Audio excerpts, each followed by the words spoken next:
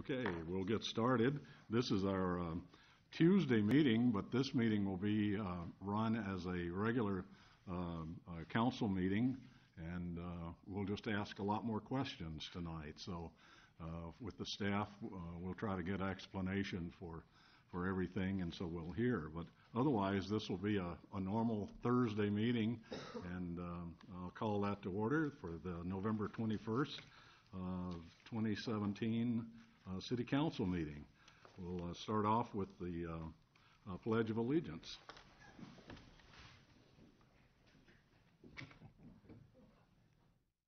I pledge allegiance to the flag of the United States of America and to the republic for which it stands, one nation, under God, indivisible, with liberty and justice for all. Roll call, Beth. Mr. Draper. Here. Ms. Etzel. Present. Mr. Spinks. Present. Mayor Abouasley. Mr. Brandt. Here. Mr. Nicholson. Here. Ms. Pazor. Here. Keeping with our tradition, we'll have a moment of silence.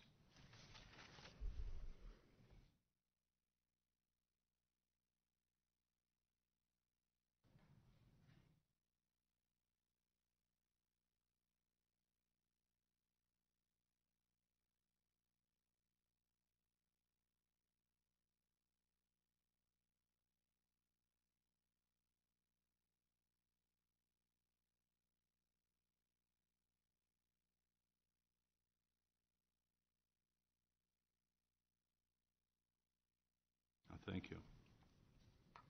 Well, first off tonight, we have a presentation for our police chief, Joseph McHale. If you'll join me down here.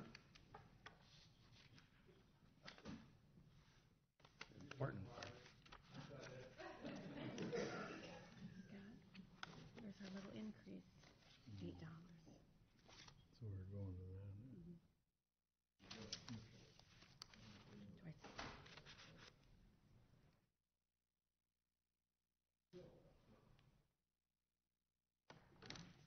Right here.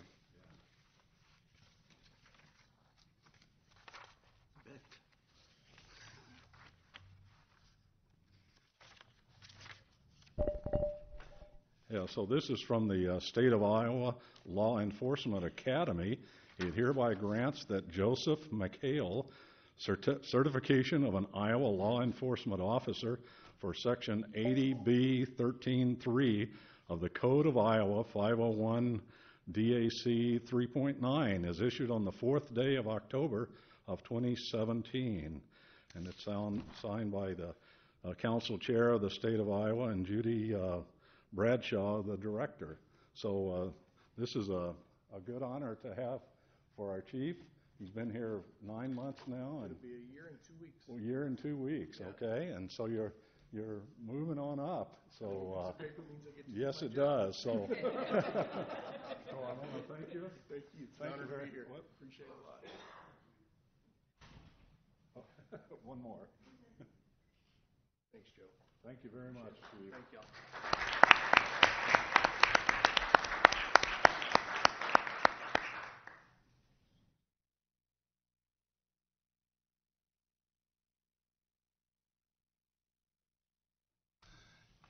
Okay, and the honors keep on flowing. Yes, they do.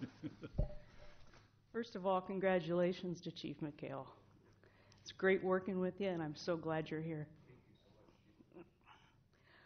I'm sure everyone here has probably seen the news here lately about the Marion Fire Department.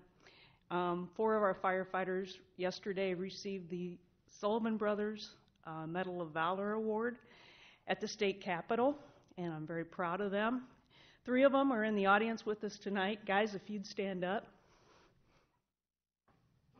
They were presented by the governor yesterday, medals of valor and plaques for the saving of a man that was underwater, ice water. He was trapped in a semi. It took them almost an hour to get him out of the vehicle, but they saved his life. Therefore, they won the Medal of Valor for the state of Iowa for the Sullivan Brothers. So congratulations, guys.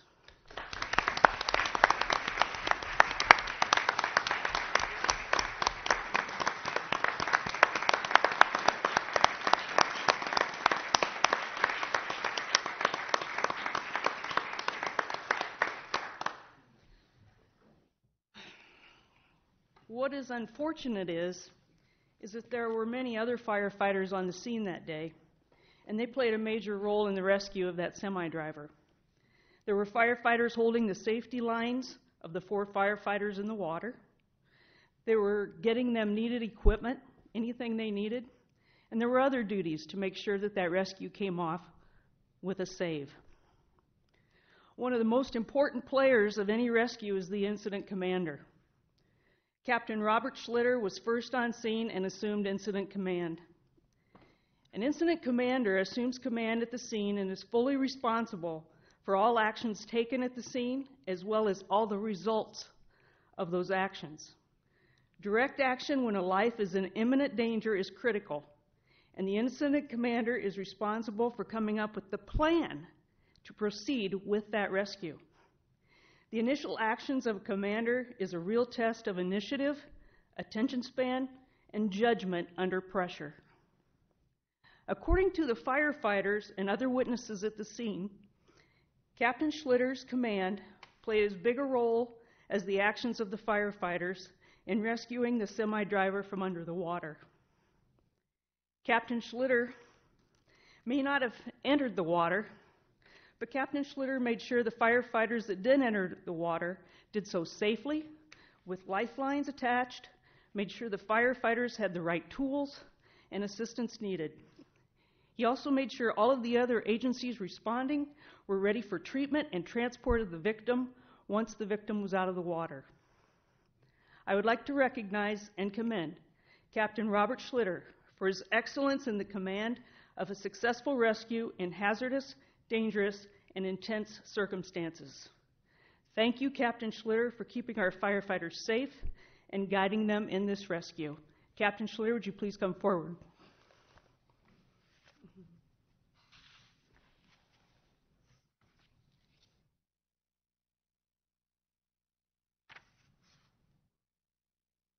This isn't as fancy a medal as they got yesterday from the governor, but I just wanted to make sure you were recognized for all of your efforts and keeping our guys safe and making sure we saved a life that day. Thank you.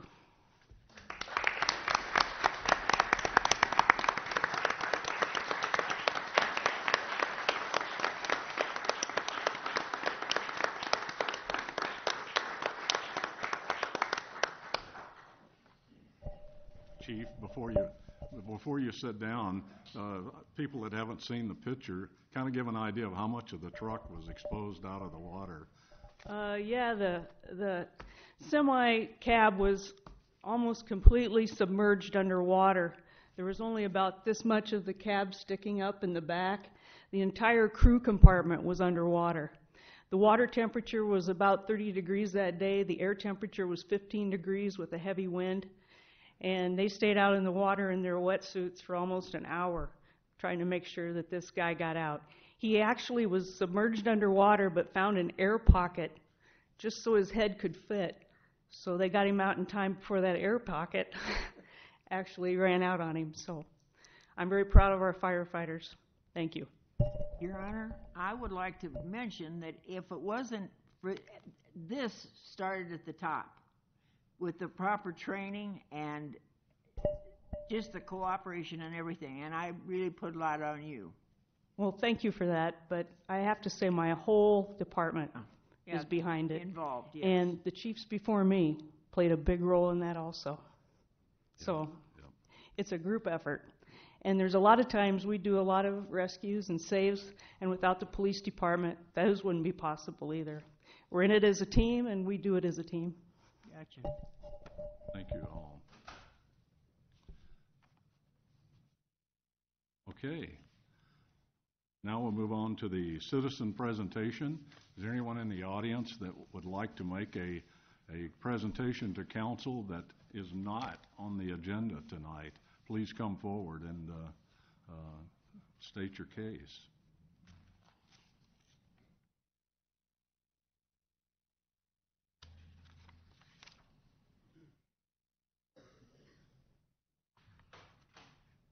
So there's some yellow tags up here you need to fill out also for. Okay. Yeah, come up to the podium here. Yes. Come around the other side. this way. Around here, I'm gonna face him now. Yeah, you don't want to face them, you want to face us. Well, no, you're the guys that wanna give hell. My name is James Brooks, I live on Highland Avenue, and we just recently and presently having a building put up that, in my estimation, is a commercial building, a pole building, I repeat that, it's a pole building in a residential area. Very, very disappointed, and I don't think he should have gotten a permit to build that building. I understand you are already familiar with that. Is that so? If it's the one off at 29th and... Yes, sir. Yes, sir, okay, yes. It's directly in my backyard. That Right. property borders my property. And almost borders this lady's property. She lives 2 doors below me. Correct. All right, now that building can be called a garage, but it's 30 feet tall. Does that sound like a garage? Well, I've been by, I saw it. Well, not a garage to me. Now, you can put a car in an airport hangar and call it a garage, but it's still a hangar. And that, to me, is still a commercial building which should never have been permitted. Is there anything we can do about it? Not that, from what I understood from our engineering and everyone, that it passed all the tests for the planning and zoning and all the other things that went on to get it approved, water, watershed and things like that.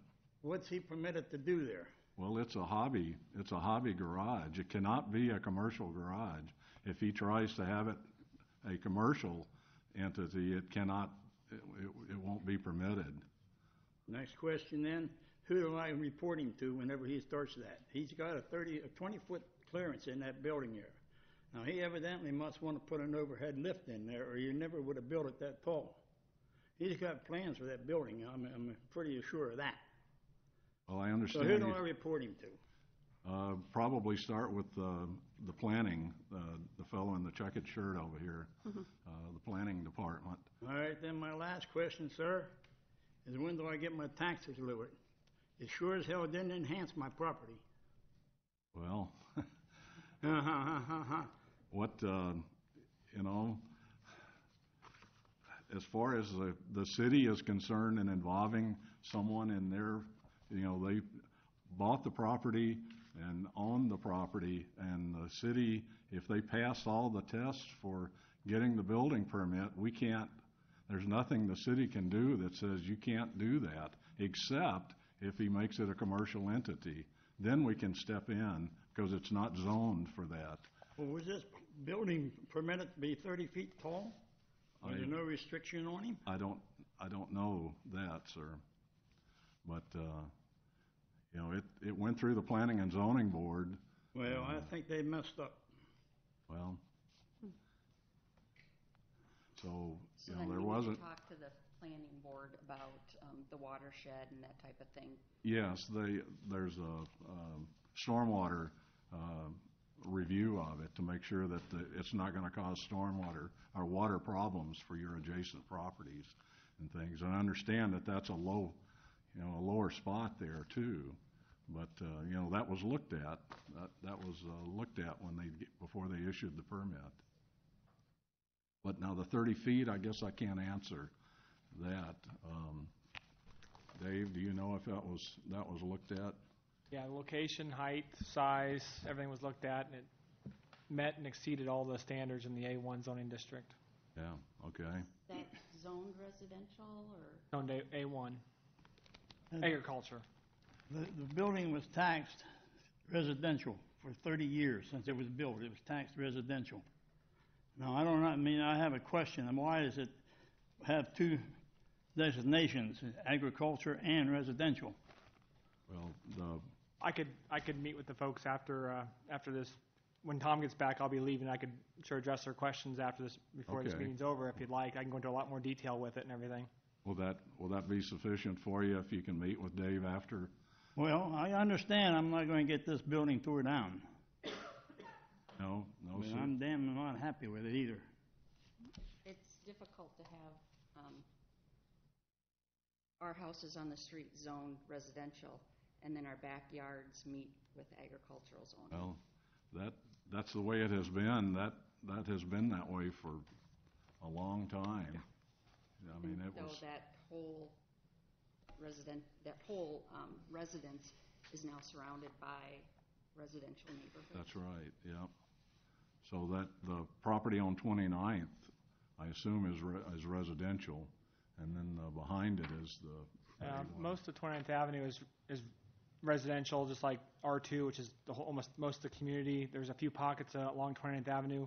This parcel, the parcel right east of it, and then there's the big yellow house further down that has crops on it. Those are agricultural still. They're just the old county properties that got annexed in at the time and never developed.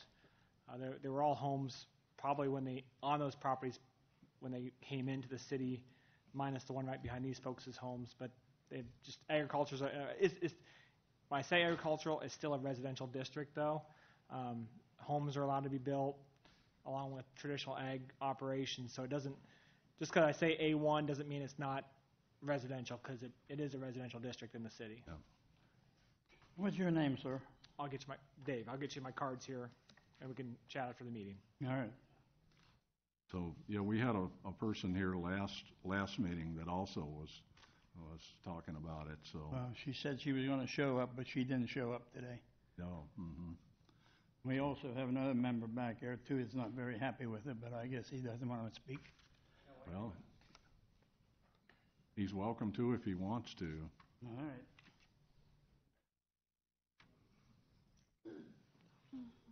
My name is Robert Buckley. I've been a resident of Marion for 27 years. I lived 2730 Heatherview Circle.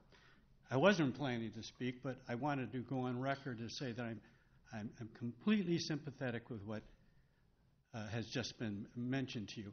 I don't think any of you have an idea of what's been constructed back there. Yeah, I've seen it. It is the craziest looking thing you've ever seen in your life. I mean, we've always considered that, and I'm not right next to it, but I can see it out of my bedroom window. I can live with that. I feel so sympathetic with the people living beside that building. This has blocked out all their eastern sunlight that's ever going to get in their yards, their homes. Today, they just finished putting up a siding on that building, which is brighter than my sweater. A bright red with a beige roof or some kind. I mean, I would encourage all of you to go out there and take a look what's been allowed to happen. I'm not arguing against what has happened. I know the building is not going to be taken down. In a good world, it would be. All I would do is encourage you to take another look at your planning system and to look at what your specifications are.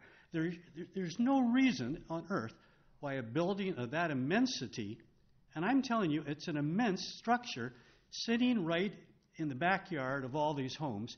It is absolutely ridiculous.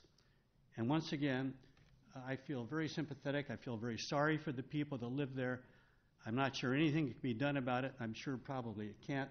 All I would do is encourage that something like this be nipped in the bud. Put them on and whatever planning and specifications are put in place right there. for that particular piece of property, that it won't happen again. Thank you. Nobody here wants one behind their house. I went out and looked. Did you want to look at it, or you already? Yeah. I went out and looked Just at the saw it? building.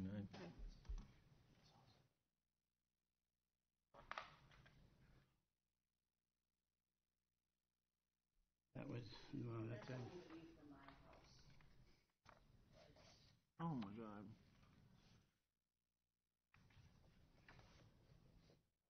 I didn't appreciate his colors he selected either.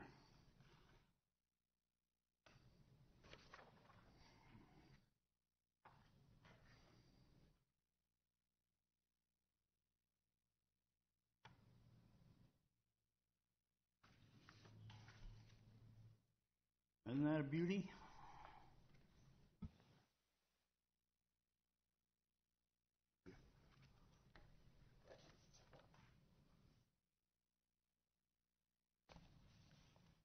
While they're doing that, anyone else want to speak on an issue that's not on the agenda tonight?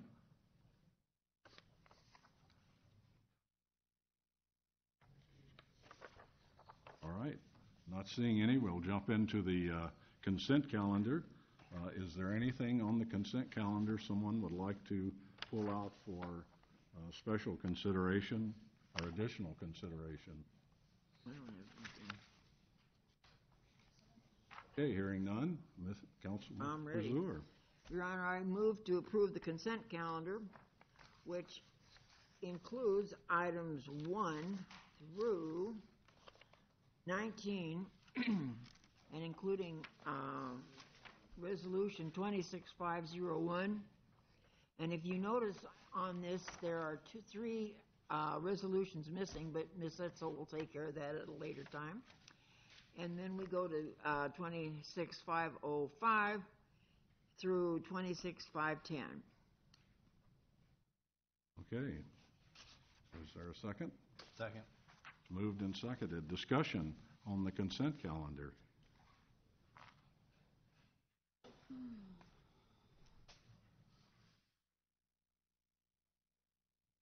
I guess I had a question on number 10, that Gospel Light Church.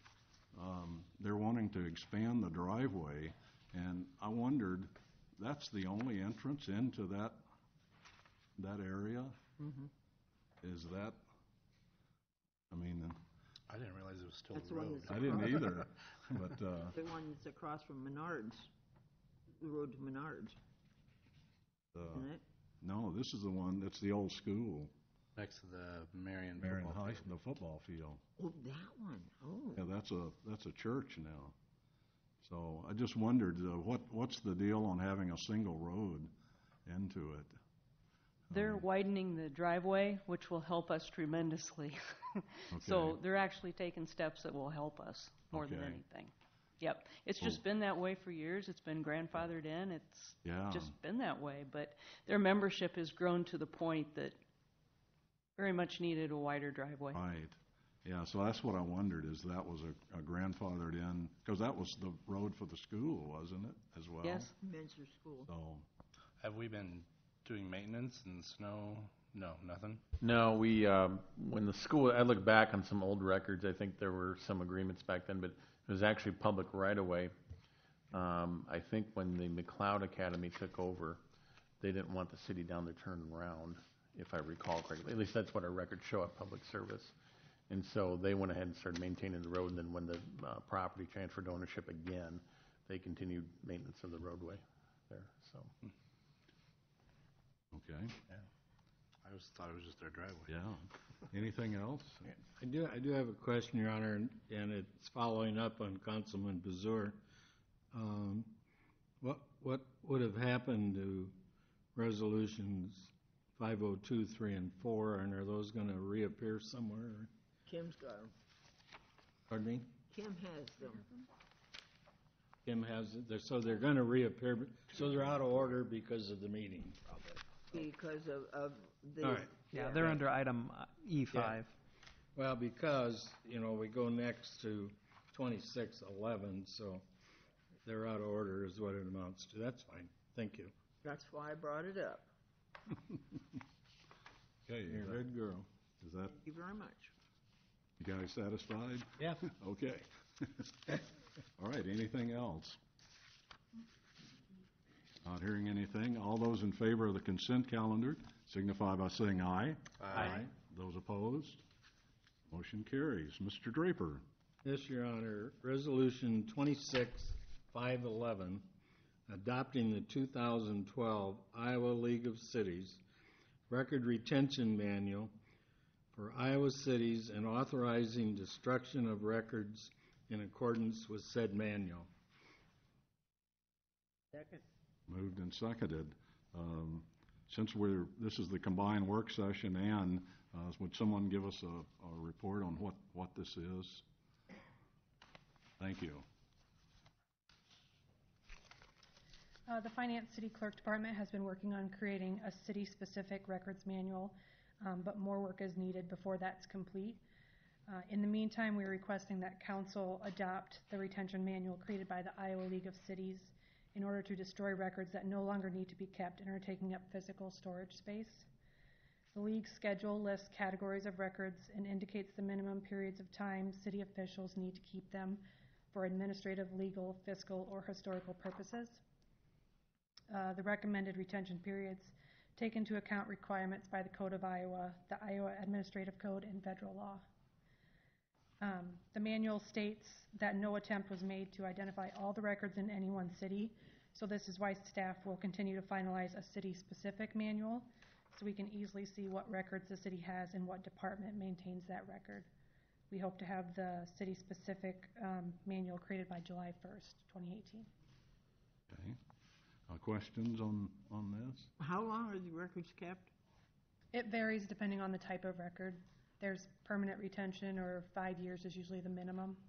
5 years is the minimum? It varies on the type of record. Thank you. So what are we going off of right now? We've been using the League of Cities. Nothing's been formally adopted. So we've been abiding by what's in the Code of Iowa already to make sure that those records that are defined, the length of them, we are abiding by that. It's just some of the other records, there's probably nothing was silent, and so we're looking at adopting something right now to get us to the point of where we have our own. Corrected. Okay. Any other questions?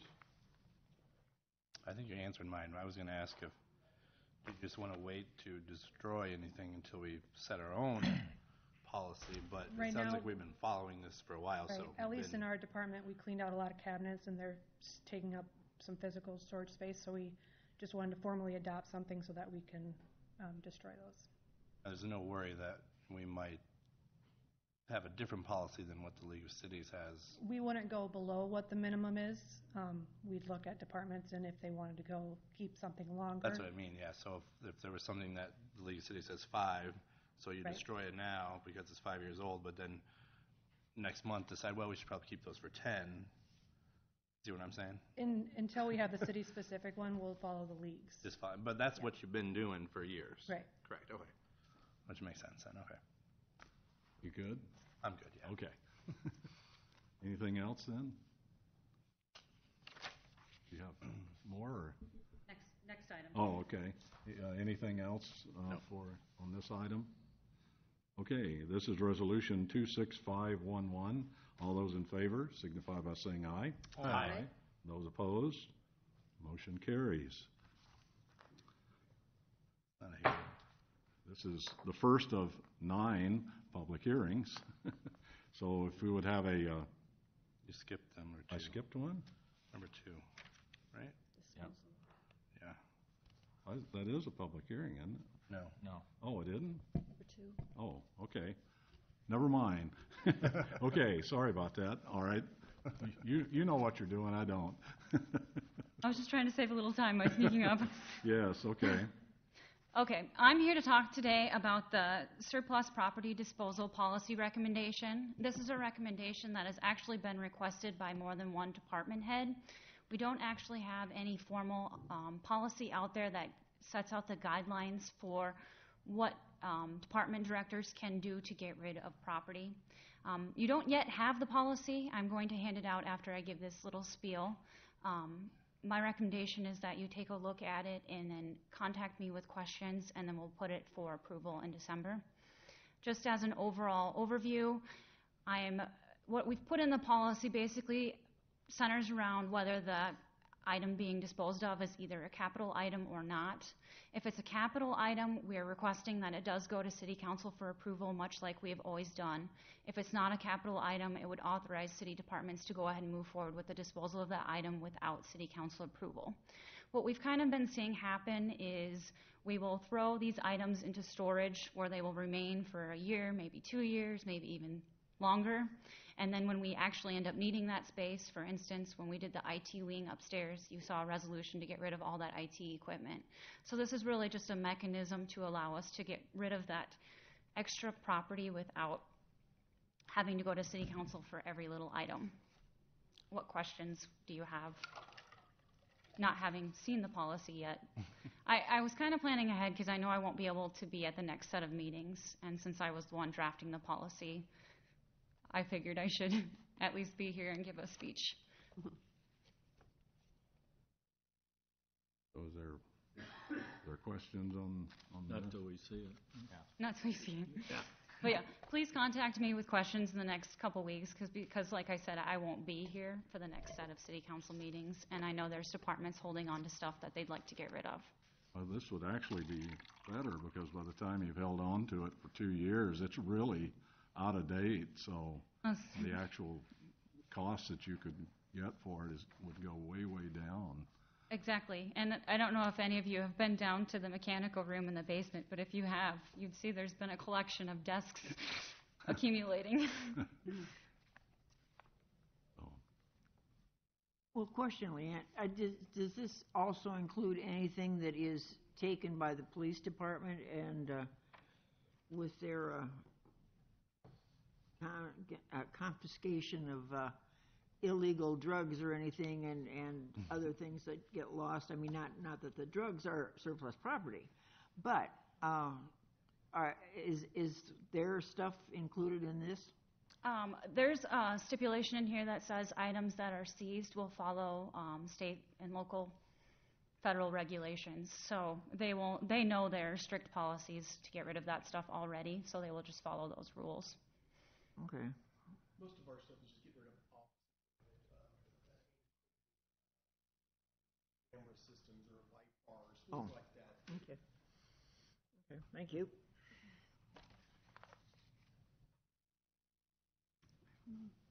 Oh, you didn't get one, Kim. Nope, I haven't seen that, I don't think. Good one for the mayor. Okay. Thank you, ma'am. I have one more question for you, too. So about vehicles, does that include vehicles and Vehicles are all capital asset items. Capital assets right now are currently defined as items that were originally purchased at $5,000 or more. Okay. So that would remain the same as it is now then? Correct. Okay. All right. Anything else? Thank you very much. Yep. Now, I'll pick up the hammer. Can I do it? Yes. Okay. Open a public hearing regarding the capital improvement program. And would you give us an update on that then, Lonnie? Yeah, the capital improvement program, as the council knows, is a guideline for the city for planning for capital projects and large equipment acquisitions over the next 5 years. The staff has been working on it for about a year and a half to bring everything up to date, and we've gone through a series of exercises with the city council, allowed for a couple of periods of public input to set prioritization on projects, and now. We discussed this a lot during strategic planning so that the council could understand the budgetary implications of what's in the CIP right now. Adoption of the CIP makes it a formal document, and then at that point it becomes the foundation for what we do for our annual budgeting process year over year. While the council does adopt it, one thing I do want to point out is that these documents, it's a guideline, it's not a law. It is something that can be amended. Marion has an emergency and needs to reallocate resources. The City Council has the ability to amend the CIP. If something else happens to change council priorities, this is your document and your guidelines, so you can change it on an as-needed basis. But it's something that we can use, and especially when we're working and looking at future bond schedules and workloads for various departments, it really helps us plan and organize that. Okay. Is anyone out in the audience would like to speak in favor of this capital improvement program? Anyone in the audience want to speak against it or would like more information? Hearing none, I'll close the public hearing. Councilman Edsel. Yes, Your Honor, I move to approve resolution number 26512, approving the capital improvement program. Second. It's moved and seconded. Discussion.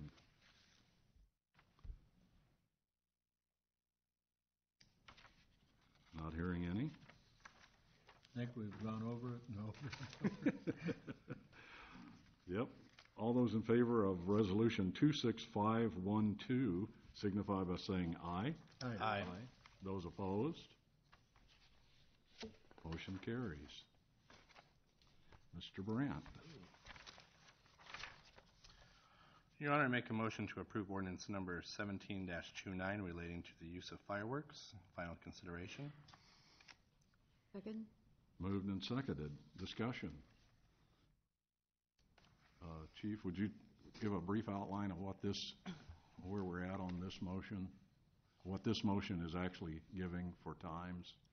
Yes, the council wanted to approve the ordinance number 1729, which included the use of fireworks in the city of Marion on July 4th from 12 p.m. until 11 p.m., and then on December 31st from 6 p.m. to 12:30 a.m. on January 1st. And those are the only times. And those are the only times But during they the can year. be sold. They can be used. Yes. They can be sold by the state rules, correct? They're sold by the state rules, which is June 10th through July 8th and December 10th through January 3rd. Okay. Thank you. Yes. Any other questions from council then on this? This is the final consideration. Okay, all those in favor of ordinance 17-29 signify by saying aye. Aye. Those opposed? No. One no. Motion carries. Mr. Nicholson. Your Honor, I'd like to make a motion to approve ordinance number 17-30, amending Chapter 157 of the Marion Code of Ordinances regarding stormwater utility fees for final consideration. Second? Anyone second? Will. Okay. Tell us what you're doing. I wasn't going to present anything. I'm just up here for my section. If you have any questions, I'd be glad to answer those. We did send out the Cedar Rapids program for reducing costs. Anyone need a... No, I appreciate the information, and I wonder, are we going to further refine and do ours better so we know what those credits can go for, the educational end of it, and who can give those, and... Yeah, we'll go back and make that a project of the Stormwater Committee and have them evaluate and make a recommendation to council. I'm thinking of maybe like if maybe the chamber would develop a program through your work that they might be able to offer an educational unit that might give some credits. Is that a possibility? Sure. Anything's possible. Council would have to direct staff to look at residential credits. Right now, we do not provide residential credits, but we do allow those for schools. Cedar Rapids does allow up to 75%. We're at 65, I think I want to say. We have a 65% for schools, yes. Any other questions for Dan? Okay, this is ordinance number 17-30. All those in favor signify by saying aye. Aye. Those opposed? No. One no. The motion carries. Thank you. Spazur. Already again. Okay, Your Honor, I move to approve the second consideration of Ordinance 1731, amending Chapter 63 of the Code of Ordinances, establishing the speed limit on Albernet Road as 45 miles per hour from Tower Terrace Road to the northern city limits, except that area from 400 feet south of the Oak Ridge School Drive to the northern city limits, which shall be 25 miles per hour when children are present. Second. Moved and seconded. This is the second consideration for this ordinance. Questions? Any problems with this? No. No comments. You haven't gotten any adverse comments? No, we have not. Okay. My office either.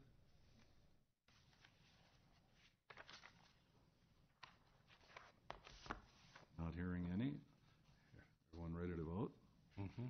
This is ordinance 17-31, All those in favor signify by saying aye. Aye. Aye. Those opposed? Motion carries. Your Honor, I move to suspend the rules and place ordinance 1731 for final consideration. Second? Moved and seconded. Discussion on the final reading of this. I was just counting. I'm old, I gotta, I gotta figure it out. Don't look at me like that. Well, the fact that there's one missing, then we all have to vote yes. In order for Right, this to that's what I was counting. Yes, sir. be. And you were using fingers, toes, what? Okay, that established. All those in favor for the final consideration of ordinance 17-31 signify by saying aye. Aye. Aye. And those opposed? Motion carries. Thanks for pointing that out, though. So this is a discussion regarding a design contract with Snyder and Associates regarding the Alburnett Road Extension Phase 1 for the Indian Creek Bridge. So as you're all aware, we're finishing up the Alburnett Road Extension concept study that's being done by Snyder and Associates. They have completed that. They're still tweaking it a little bit, so we haven't received it yet, so you have not seen it. However, we're looking forward to moving forward with the construction part of this project, which there's enough information in the concept that encourages us to move forward and it specifies the need to move forward. So what we're doing is proposing to council tonight that we move forward with a contract with Snyder and Associates to complete that design and construction plans for the bridge. They're also within that study.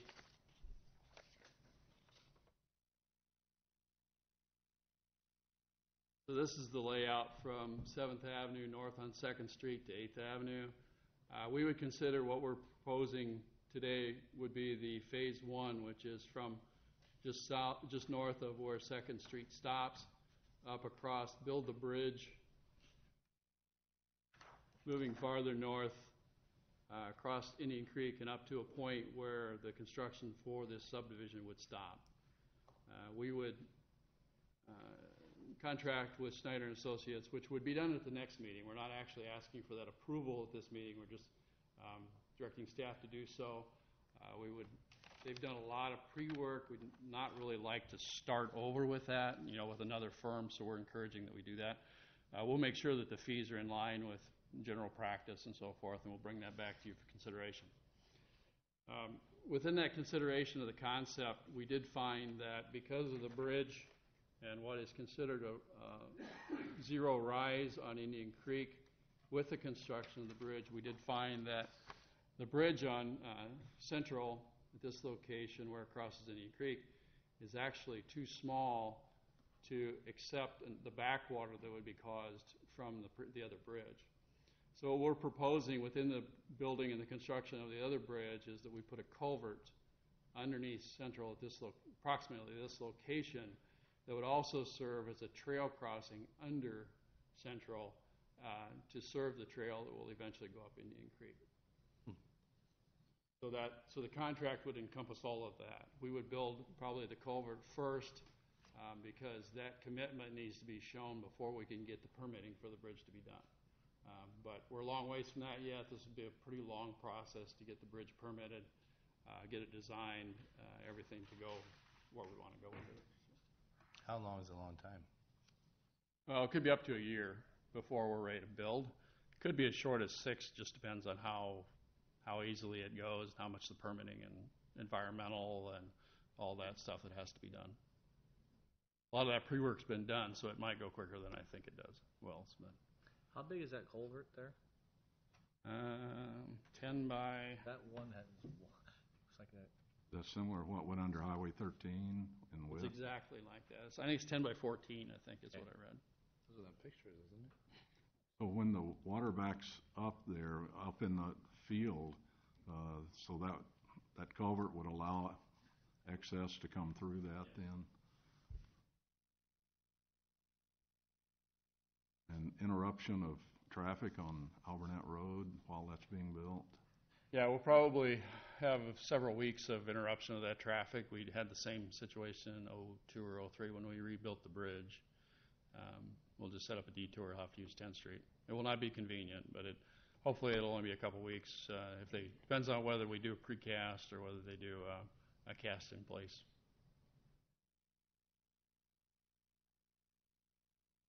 So what we're looking forward from council is just that approval to solicit basically Snyder and Associates to present us with a contract, a fee associated with that contract. The current budget includes $1.3 million, and the FY19 and the CIP includes $1.5 million. So we're real close to what that cost is going to be to build the bridge in this section. So we'd like to move forward with this and at least get a preliminary estimate so we know where budgeting needs to go. So this does not include the railroad overpass? This is not part of that, no. Thank you. Oh, I do have a question. Now, basically, this whole Alburnett Road reconfiguration is due to traffic, right? Yes.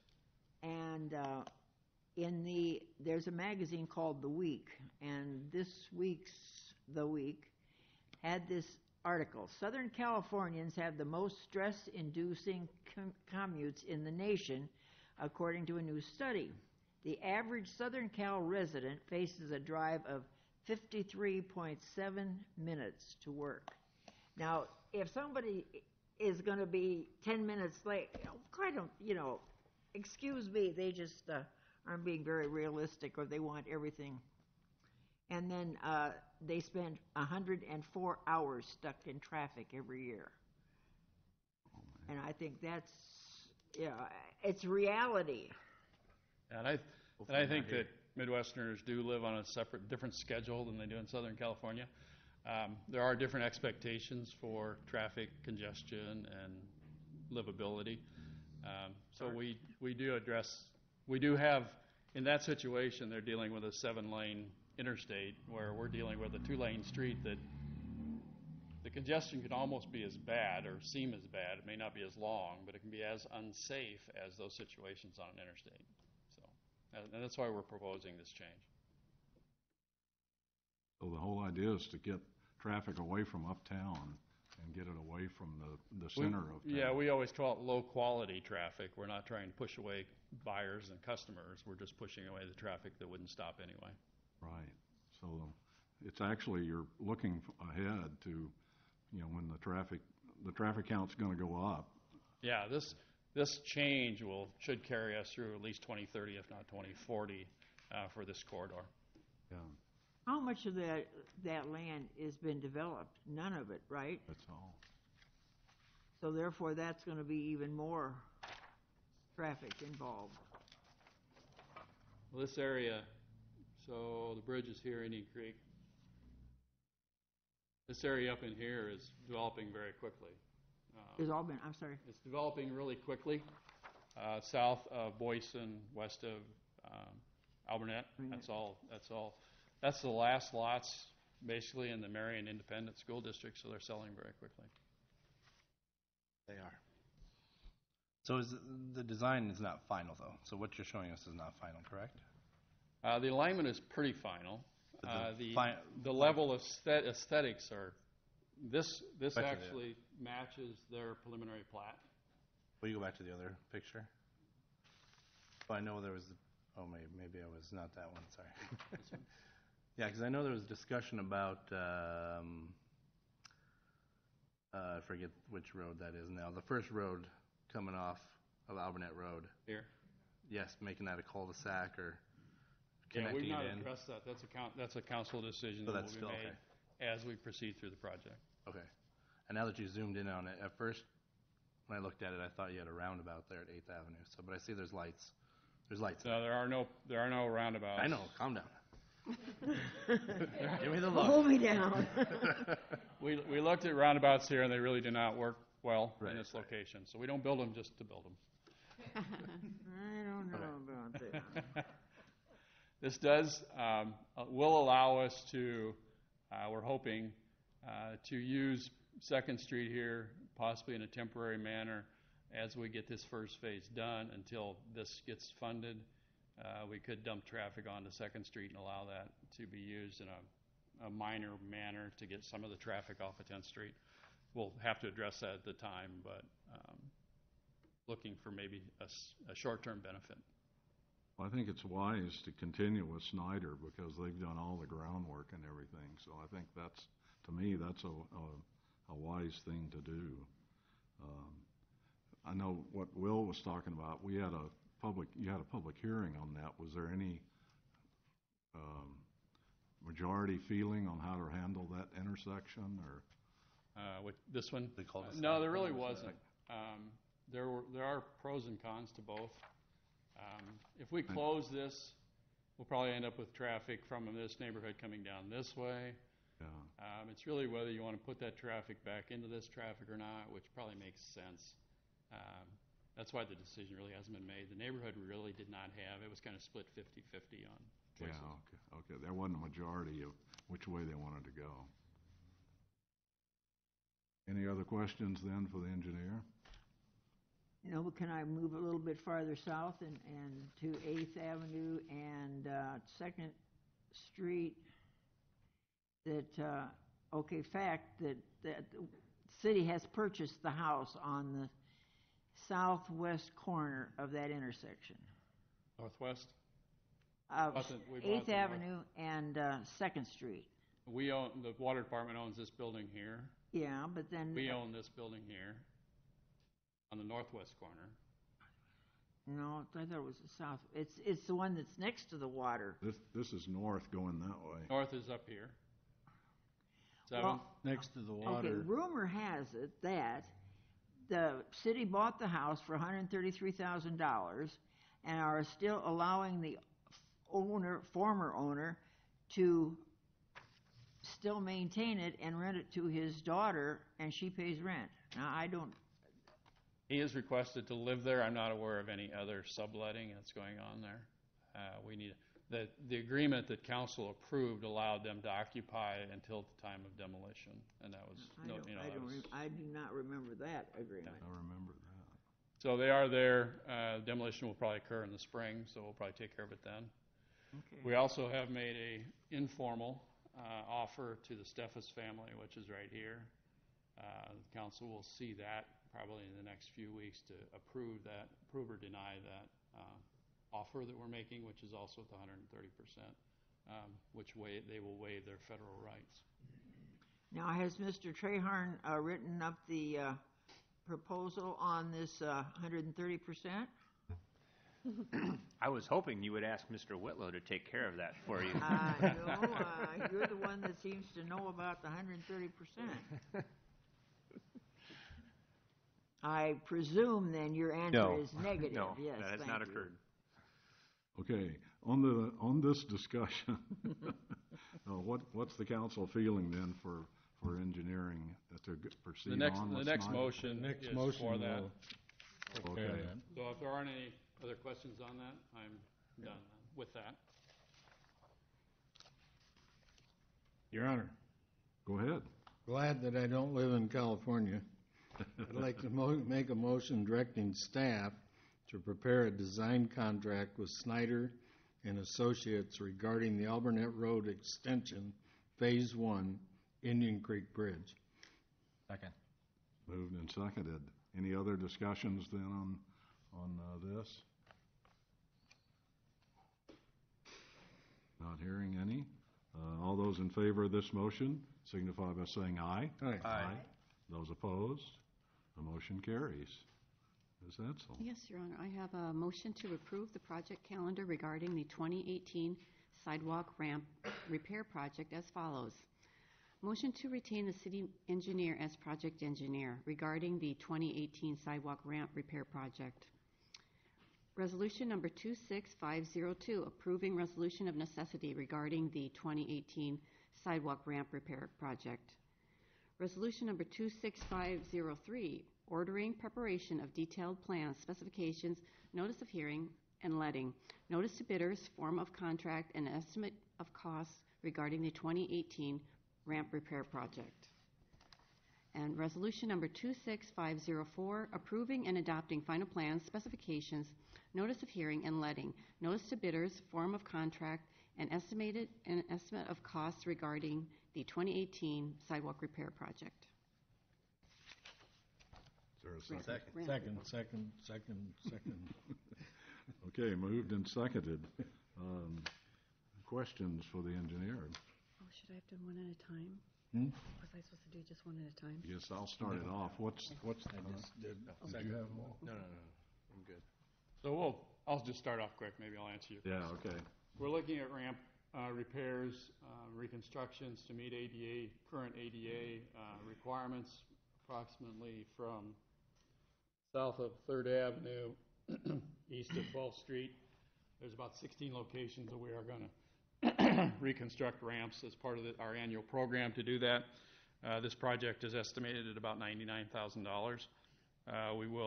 We're proposing a letting on January 9th with a late start date of no later than June 4th and have 50 working days. So liquidated damages are $300 a day. So what's the budget for the sidewalk programs then? Is that? Well, it's part of a bigger budget. We will stay within that budget. I can't tell you what's left in there right now, but. Is it over it's obviously over $1 million then for next year. No, sidewalks is, I want to say, around 200,000, I think. For just the sidewalks? Yeah, we do a sidewalk assessment program, we do a ramp project, and then we also, if there's money left over, do a repair project, which is for city property locations. I think we were over last year on the yeah, sidewalk that's the replacement. assessment, and we did the second smaller project with that. We will be back probably in another month or so with the assessment project, trying to get some of these smaller projects going for the next year as the guys move in from the inspection roles and into design. We'll start working through these new projects. So. Yeah, one thing I'd like for you to address too is I had a fellow at the library ask me one time why we were redoing some of the the ADA intersections that we've already done a few years past. Would you address that? Yeah. So ProWag, which is the current accepted ADA requirement for ADA, has very strict requirements based on grades, cross slopes, changes of color, so forth, on the approach ramps. They're very more strict than they were even 2-3 years ago. We now have to meet those. We did a presentation with the council a while back and had the number of hundreds of ramps that no longer meet ADA, even the ones we've done in the last 5 years. So we're working through the ones that are more severe. We don't want to get into a situation that we're outside of our transition plan or the situation where Cedar Rapids is in and have the Department of Justice come in and tell us what we have to do. So we do want a somewhat aggressive program that keeps us moving forward. The design requirements are a little, I want to say, difficult to explain. The approach slopes have to be pretty much flat coming into a ramp location. So we have to go back a minimum of 15 feet in each direction. We have to have the raised nodes, colored pads. They go in there as well. If we get into a situation where we redo the street location has to be the profile of the street has to be a maximum of 2% cross slope at the crossing. So you're seeing locations where you pull up to a drive or up to an intersection and you got a little bump there. Well, that's because that cross slope in the crossing has to be a maximum of 2%. So there's a lot of restrictions that have come out with the new ProWag, which I won't try to tell you what that is, but it allows us for the right-of-way, anything in the right-of-way that has to meet those standards. Okay. I could sit down with anybody and have Dylan actually sit down with you because he knows them from front page to back page. He's our guy, so he can help you out with that if you're interested in the specifics. We said we should just ignore the federal government, so. We can do that, but I think you can see what Cedar Rapids is going through and know what it's very painful. Any other questions? I have a question. Dan, Yes, pardon me, Slug, if we were lower that ramp, normally how much sidewalk do we have to do on 10 feet or how do we? We have to go back at a certain slope. I'm not sure what it is. Mike could probably help me out here too. But we have to go out a minimum of 15 feet to catch that slope. So on the back side of the combination panel, which is where the ramps come together, you have to go a minimum of 15 feet out.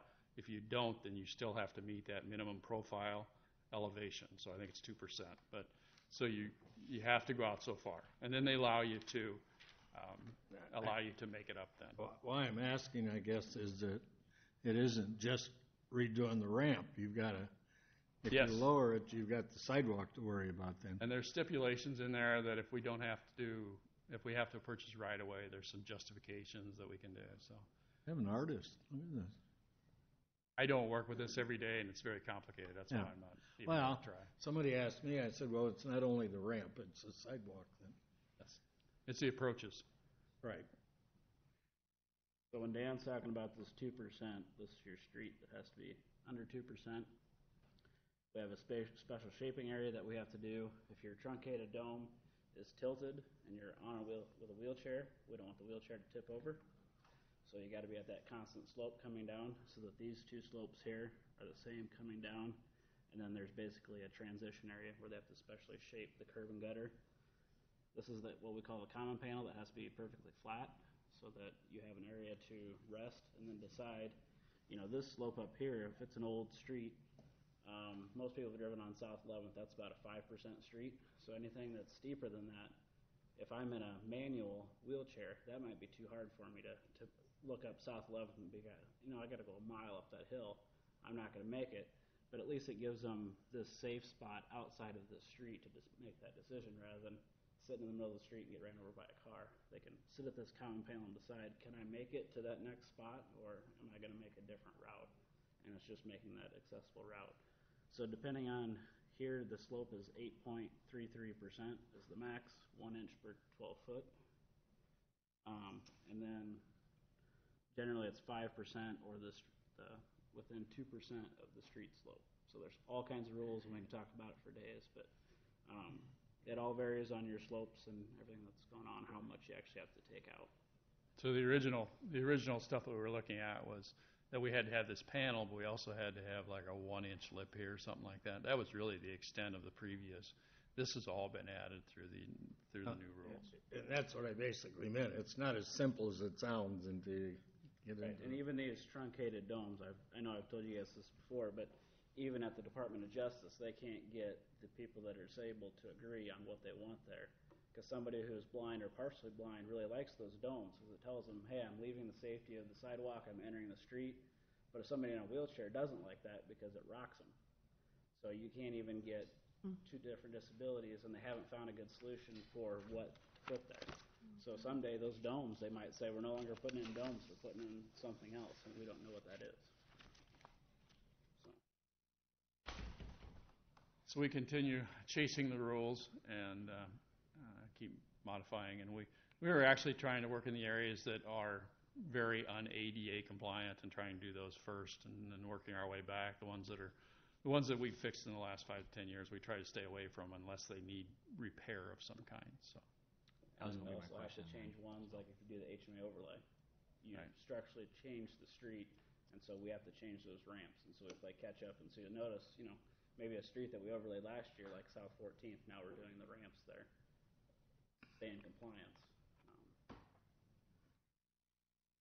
Does that answer your question? Yeah. I appreciate you going through that. And I appreciate the engineer drawing us a picture. I always Not as like good as a planning picture, but I didn't bring my crayons. So. So while we're talking about ramps, the First Avenue, 27th Street. Yes. I talked to you about the hole that's cut there. It's still there. Yeah, and we talked about that today, actually, because we were talking about this project. There was an emergency work done, so there was no permit issued when the work was done.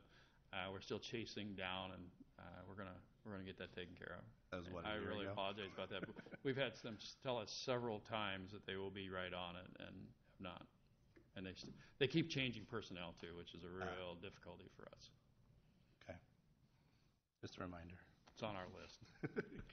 Keep reminding me. But I will. It's no on worries. my list. Anything else then for this item?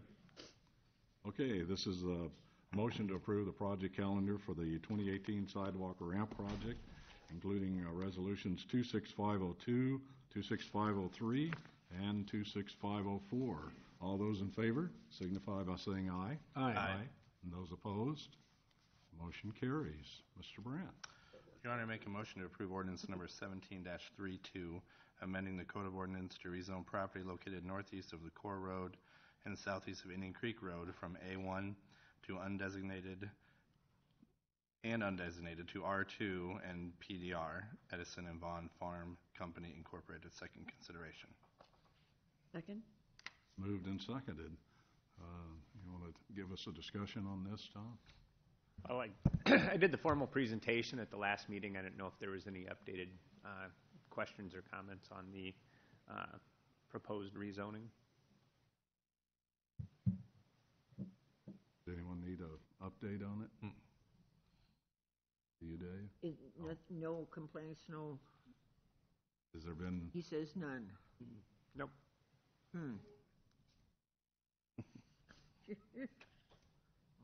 Everyone good on this? Okay, this is ordinance number 17-32. All those in favor signify by saying aye. Aye. Those opposed? Motion carries. Your Honor, I move to suspend. Go ahead, Slug. You're up. Thank you. Thank you. I move to suspend the rules and place ordinance 1732 for final consideration. Second. Moved and seconded. Any discussion on the final consideration for this project? Hearing none. Ordinance 17-32, our final consideration. All those in favor signify by saying aye. Aye. And those opposed? Project is approved. Mr. Nicholson. Your Honor, I'd like to make a motion to approve resolution number 26513, approving the final plan of memorandum agreement for Bowman Meadows 5th Edition, located southwest of Albernet Road and east of Bowstring Drive. Second. Moved and seconded. I assume you're going to tell us all about it. If there are questions, I can go through it. Or at least show the area that we're Absolutely. speaking of then. Since this is the work session, Tom, I'd Yep. like to, have a little more information. Sorry. Absolutely. I fully understand. So the area highlighted in red is being proposed for a final plat. South of Boyson, east of Albernet Road, west of Albernet Road. Not to rub in the fact that we have two Albernet roads, but just to bring that point to clarity. So the area that's being proposed for final plat are identified in the red. Single-family homes. This is final plat has a little narrower lot size, and they're being proposed something a little bit different. It is consistent with the zoning district regulations, but you're going to see these are kind of built out as a cottage home, something a little bit smaller for an empty nester. Deeper. And deeper. Yep. So anyway, the appropriate documentation's in place, and it's consistent with what has been approved in the past. So if there's any questions on that. It is being done by Midwest and Skogman Homes. You guys. Is that the area they originally were going to build duplexes or condos in? Correct. Yep. And now they're going to single family. They're still planning on doing condos across the street. That's across the street from the dwelling. From that. Yeah. So these are platted as condos, I believe. Because they had a sign up there for a while. Yeah. So when you say they're shallow, or is they're not as deep as normal lots? No, the lots they're plenty deep. They're actually quite deep. They're narrower. Narrower. Yep. Oh, okay. A little smaller lots. Are they going to put the houses sideways? No, the new design where the house is going to be deeper. Yeah. Oh, okay. So there's no problem with them coming to the back lot then, as far as? Oh, no. It's a little different product. Is there anything? The church is right there on the corner. Is there anything for a buffer between them? No, this would be a single-family home. You're not going to get a better buffer than that. Yeah. Okay. And their lots are deep enough that they won't be right up. I'm imagining that they're also going to have an association that'll maintain the property. So they may have an individual ownership, but an association that'll maintain the property, which always results in a little bit better situation for adjacent property owners, because you have a number of lots and one maintenance contract. So, and generally there's association rules that'll kind of guide what can be placed where. Is it It's terrain? interesting, and I'll just point this out quickly, is that we're finding that a lot of adjacent property owners and even developers are are placing duplexes or threeplexes or condos adjacent to existing development in situations because there's been more desire to have that maintenance contract in place opposed to single family where it's each individual's property. Different fence types can be placed, different amenities. Someone can put a wood deck, someone can put a composite. There's just so many different variations. But when you get a condo association, you're getting a contract for maintenance. Exterior items are consistent. So there's been a little bit of a switch in that. 10 years ago, people would have not been happy with the condos and they would have wanted single family. So things change. Those are still between houses more than 5 feet on your property. There's the setback requirement would be the 7. 7 feet. Yep. Is that what's typical? Yeah, okay. Minimum. Any other questions then for Tom on this item? Hearing none, all those in favor of Resolution 26513 signify by saying aye. Aye. Those opposed? Motion carries. Your Ms. Honor, I move to Pazur. approve Resolution 26514, approving the Commons at English Glen Phase 2 Final Site Development Plan for property located north of 29th Avenue and west of 44th Street, Robson Homes Incorporated. Second. Moved and seconded. Discussion. You got a picture? I would like to highlight this project. I'm going to talk. I'd like to show this just so there's some concept for the amount of development that's being proposed as a part of this project overall. So this is approximately 80 acres of property. 35th Avenue and 29th Avenue. Just east, so north is up, and just east here is 44th Street, and just west of 35th. So this is the scale of the preliminary plat that's approved. And as we've talked about in the past, as final plats come on board, the streets are constructed and the parcels can be split out and sold for development. This particular project is condominiums adjacent to 29th Avenue, basically would extend from where the condos have stopped now east to the property owned by Dustin Kern, and there's a large area there, there's a large lot that fronts 29th Avenue. So this project will extend that area. But I just wanted, for reference of scale and mass, I know this preliminary plat came to the council a few months ago, but just for those in the audience as well, if there's any adjacent property owners, this is the amount of development that's being planned to move forward with in this vicinity. So it's a large development. I forget the number of total lots, but it's a mix of multifamily condominiums and single-family lots. So is this the one? I know some people were here a couple of months ago talking about the adjacent. Correct. Yep, that's the preliminary plat. And so, did that get resolved with them? On that? I don't know if they were 100% in agreement how it came through. I will say that from a staff perspective, we recommended approval. There was a phase in. The lots that are adjacent here are larger and more accommodating to the lots that are currently developed. So they did kind of create a row of buffering larger houses, and then they have some smaller lots west of this north-south street. But I wouldn't say that those are tiny lots by any stretch. So there was a phase in. The concern, I think, was the neighbors have covenants associated with their properties, and when you get a new developer, they have new covenants, and they may not have completely meshed. But that's difficult to do. You have private property, private development. So, but the area that we're talking about this evening, as it relates to the agenda item, is this area here on the south side. And I know the council got quite a bit of packet, but I think it's easiest just to speak off the site development plan that is kind of a graphical representation of what's being proposed. And really, we got 30 residential units being proposed. So this is 29th Avenue here. And you got a mix of threeplexes and duplexes along the street. You would see the rears of the buildings, just as you see. There's a couple that are out there currently if you drive down the street. This was tabled at the Planning Commission from October to November.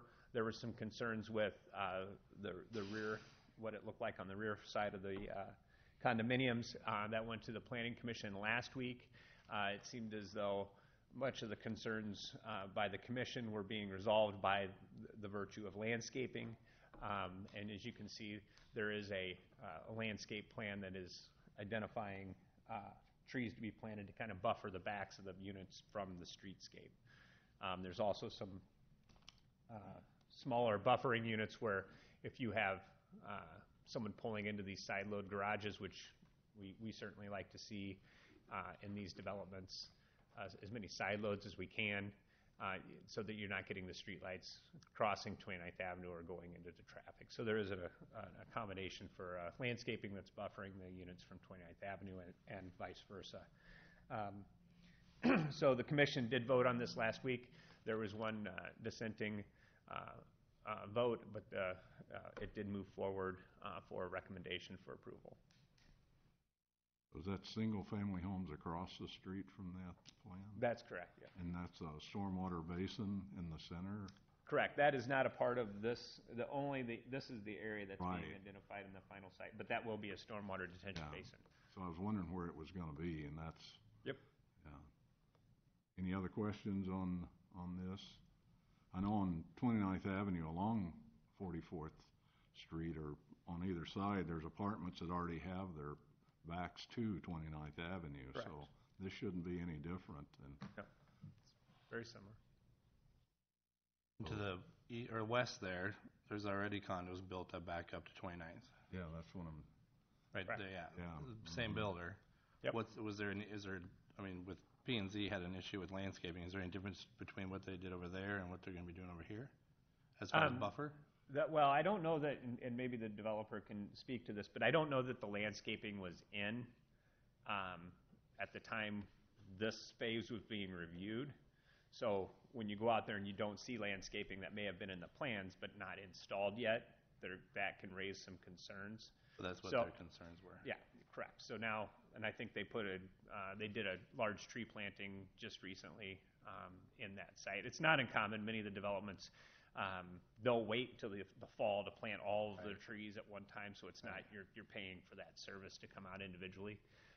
So there is a landscape plan that I think is doing the job that it was intended to. So is there a concept plan for these apartments or what these look like? Is that in the packet? Yeah. If I remember, they looked a lot alike, very much alike. Yes. Yeah, they're very similar to what's out there currently. I would hope they'd mix up the colors or at least, or... There's an example of a side load. Side load with they got some brick on the front.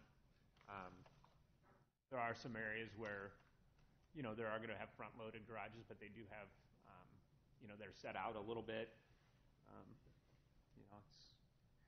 It's hard to say too much. I mean, this is the product that's been approved out there before. This is the final site development plan. So they've been doing different colors on what's out there. Yeah.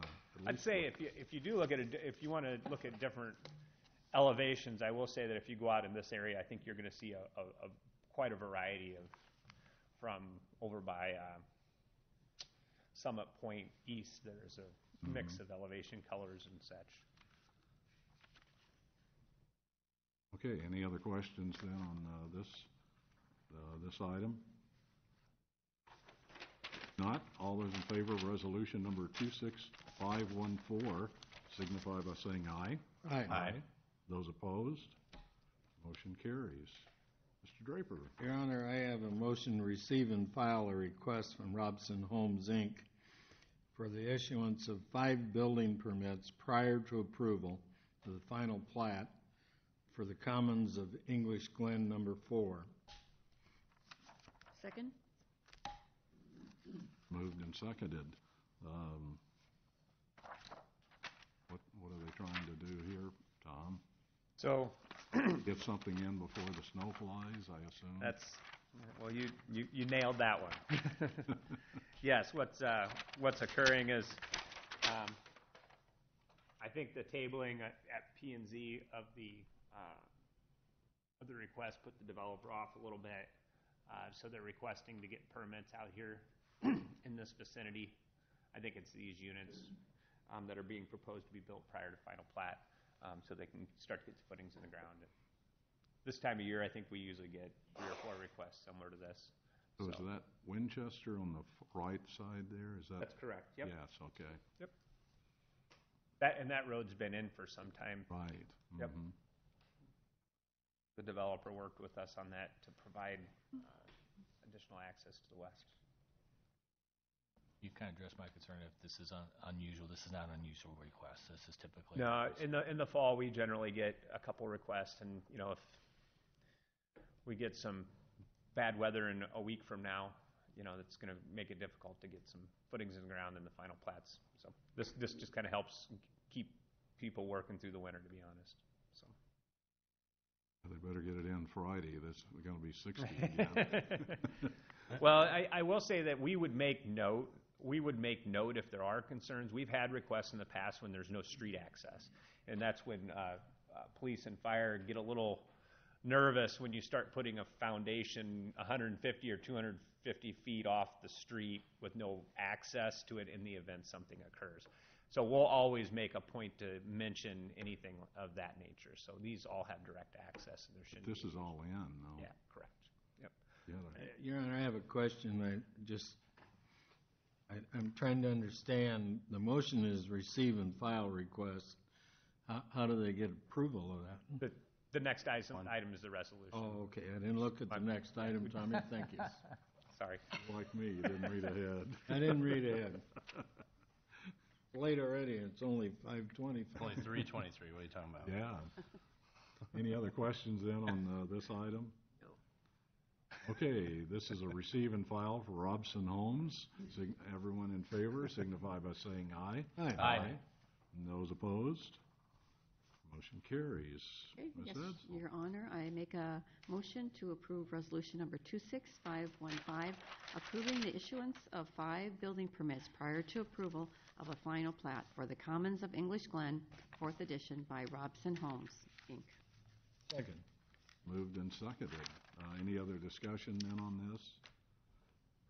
When they do these, do they pour the basement floors, or is that left open? That's what they're trying to do, is to get the footings and the foundations placed so they can build the unit over I mean, the will winter. they pour the actual basement floor, or will they pour through the windows and stuff like I've seen them?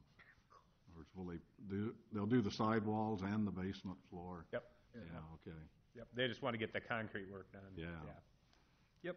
And just to clarify, too, that if they put something in that's not approved in the final, they're on the hook to fix it. Absolutely. Yep. Others to know that, too. Generally what is required is that they post surety or make the improvements for the entire subdivision. This is an event where we asked them to put the road in ahead of final plat.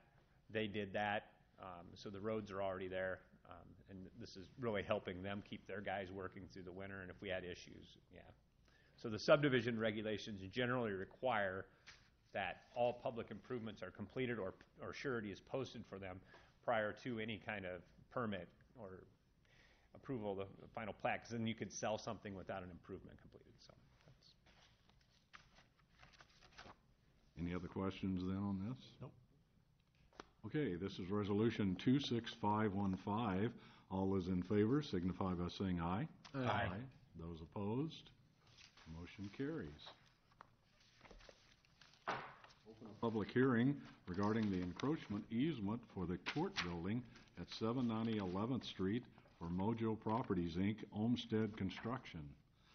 Is there anyone, well, before that, Tom, would you give us a presentation on this?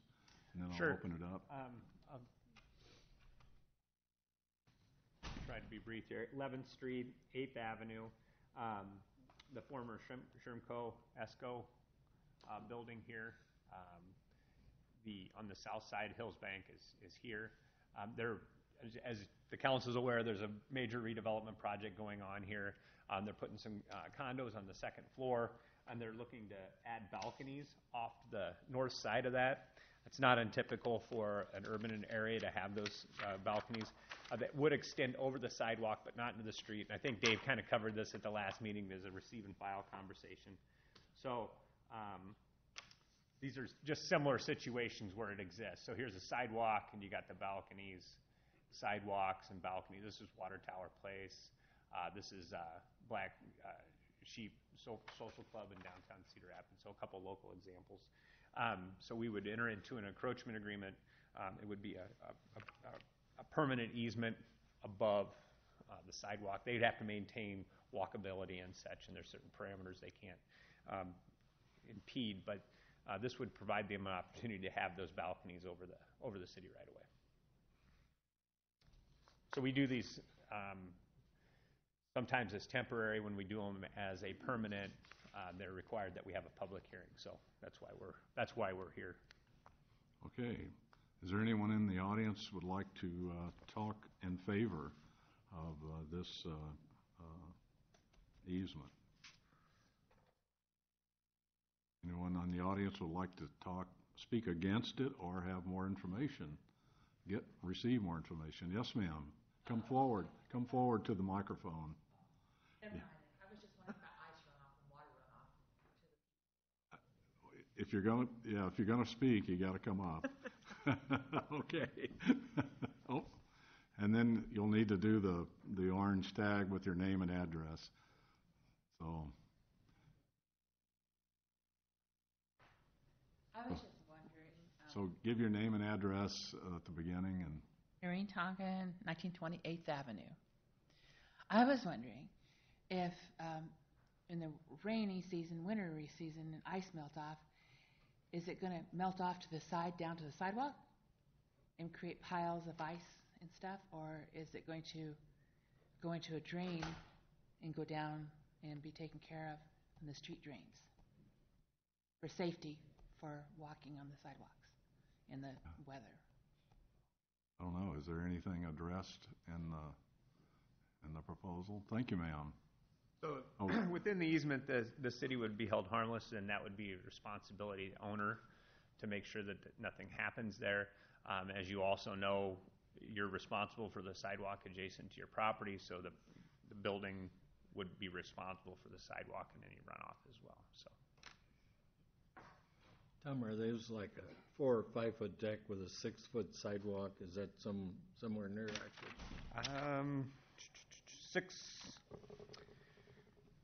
6 by 12. That's correct, over the public sidewalk. 6 foot sidewalk?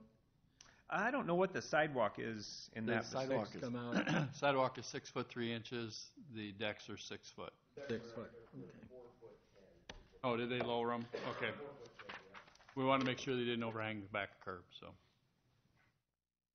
I wouldn't see runoff of water or ice any different than any of the awnings on any of the buildings uptown. The same type of thing.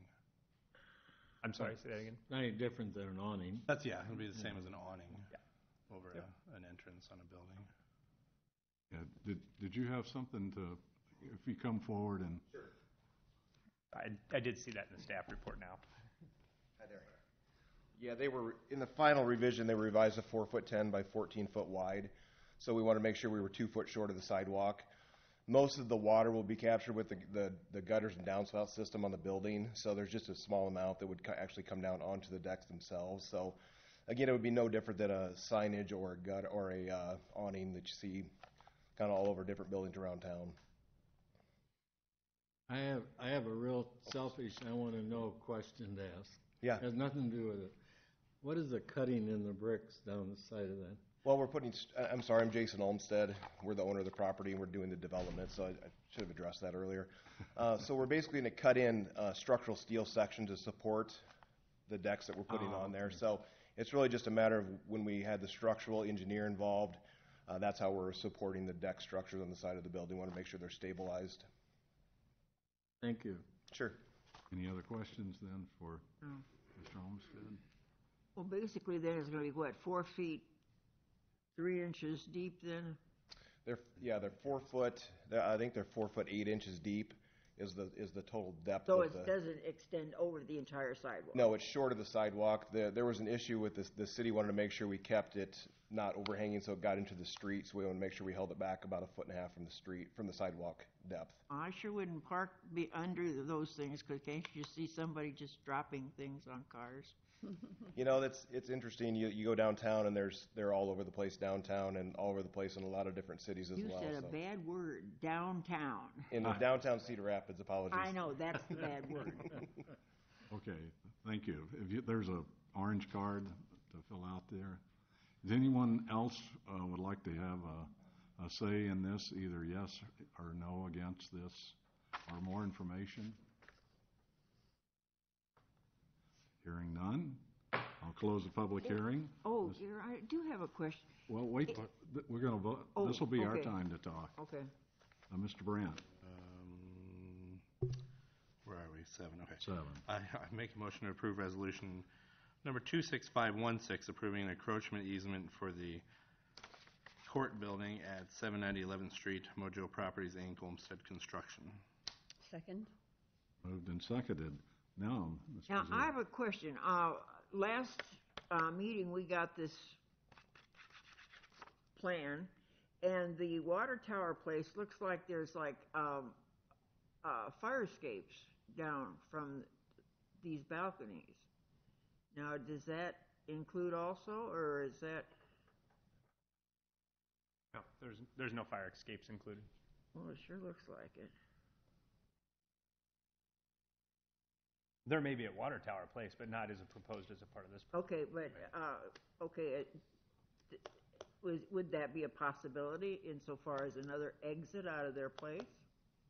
I don't think it's necessary. I think that would have come up in plan review. Well, I don't know, I always, Yeah, why don't you come like back the front up door and- and the back door, so. I think having a back door. We also built Water Tower Place. There's not a fire exit off of those balconies down there. There isn't? No, and we have 2 exits out of the building as well already. We're adding a new exit for second floor access. So there's actually 2 exits out of the building already that we're adding in as part of the construction project. Okay. Well, I just, the thought of only having one entrance exit scares me. There's 2 actually. Okay. Yep, there's 2 already. So we're adding a new exit from the second floor of the building on the 790 address side, and we also have one that comes out on 8th Avenue as well. Are you putting in an elevator? No elevator, 2 stairs. Okay. Thank you. Thank you. And these else? are going to be for sale, correct? Correct. So these are condo type, these are condominium type. Right. So, sorry, not for, this question's not for you, Tom, or maybe legal. So how does this, with the easement for these, when they sell, are they just going to be part of how would that work with the easement with the city? I'm going to go. I haven't looked at the way their covenants will be lined up, but when you and maybe Jason can actually address it, but you're gonna run into it when you buy that unit. You're buying the unit and you're buying into association just like as you would anywhere else, and I'm sure there's fees associated with maintaining the building. I would assume the owner is going to own that balcony then. The new owner That will own would the be a good question. They would own it then. Yeah, the owner Okay. will own the structure, but we will have an association that will handle the maintenance and all of those things, yes. So as Sure. far as cleaning up whatever, yeah, we would take care of that. But legally, the easement will be with the city, but it'll have to be transferred over to the new property owner? The easement would get, sorry, I think I see where Will's headed with this. The easement would get recorded, and then it should show up when a title opinion is done on the transfer of ownership that there's an easement or an encroachment agreement allowing for that projection over the public right-of-way. And that will just, okay. Okay, one more, I have another question. Yeah, keep going. What, is there any provision for parking of the owners? Each unit, there's 4 units, and we have 4 designated parking spots, and those are going to be in the new lot, I believe, that is going to be built up the street. So yeah, we have a designated parking spot for each unit as part of the sale. Isn't there a number of parking places that are supposed to be allotted to each residential space? I thought it was 2. Well, it's two apartments, right? 4. There's 4. And 2 for each, 2 There's spots. 1 for each space. And then there's a number of residential units in downtown that don't have any parking, downtown Marion. Yeah. That don't have any parking spots, so we want to make sure we designate at least 1 parking spot per unit. Okay. I have one thing, Your Honor. I'd like to say thank you for saving a turn-of-the-century building that was a lumber yard, and wonder, did you really find the freight elevator? There was a foundation from some sort of a lift in there, but there was no remnants of an elevator. So there was something in there at some point in time. There's a notation in the building that says 1 ton for some sort of a lift mechanism, but there was no remnants of it left. Thank you. Yep. You probably took it and it's in your garage. Oh, well, Councilman Bazur would remember the elevator. So I'll ask this for Will. Is there an emergency exit to the snug? There should be if there's not. Me, what are you talking about? Just a quick, that was a lot of good questions. I think you're going to see more of this as the buildings that are renovated and condos are added and apartments are added. And I think if you go to any vibrant uptown or downtown, you're going to find balconies and that desirability to be on a balcony in those environments. You can just look at any multitude of urban living areas and you're going to see that. So. But you have to understand, Tom, uptown refers to Marion. Downtown is Cedar Rapids. Oh, I'm well aware. Well, see, you're just not a native, that's all. You have another question, ma'am? You come back forward. Come back up. And I'm sorry, just was curious.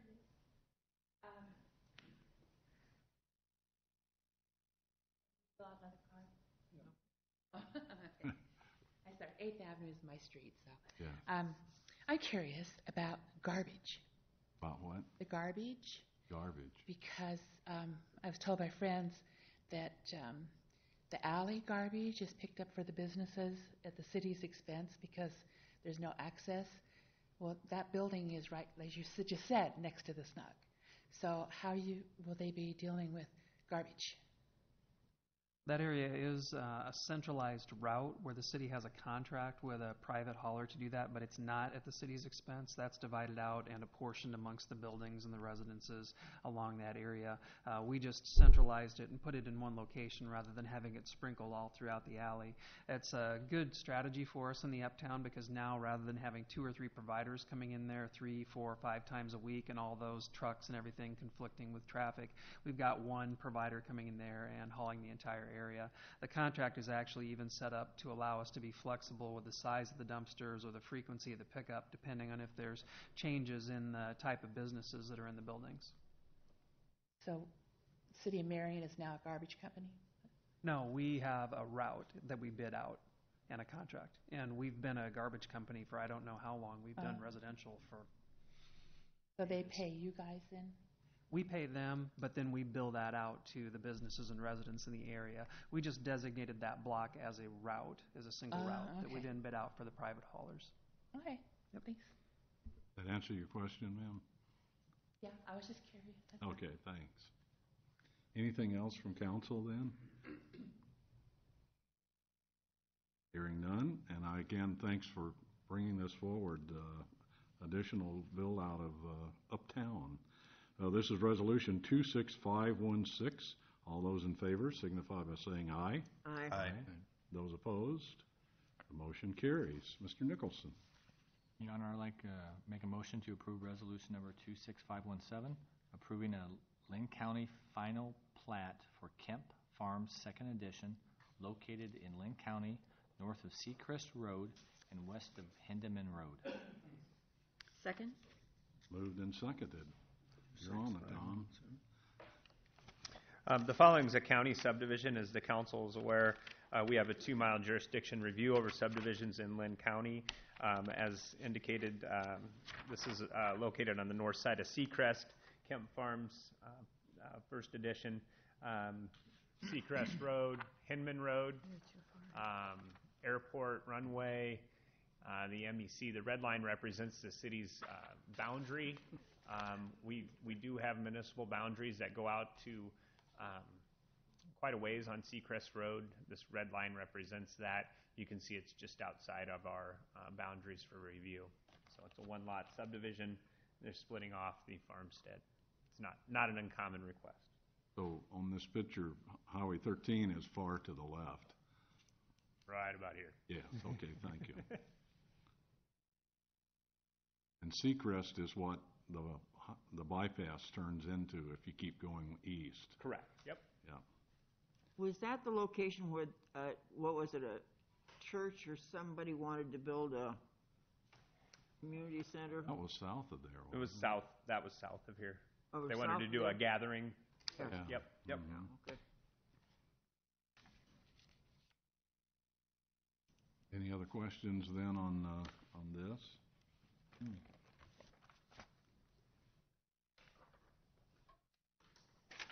Not hearing any. All those in favor? Sorry. So all they're doing is just dividing one parcel in two. They're dividing it in two. Cutting it in half or something. It's not being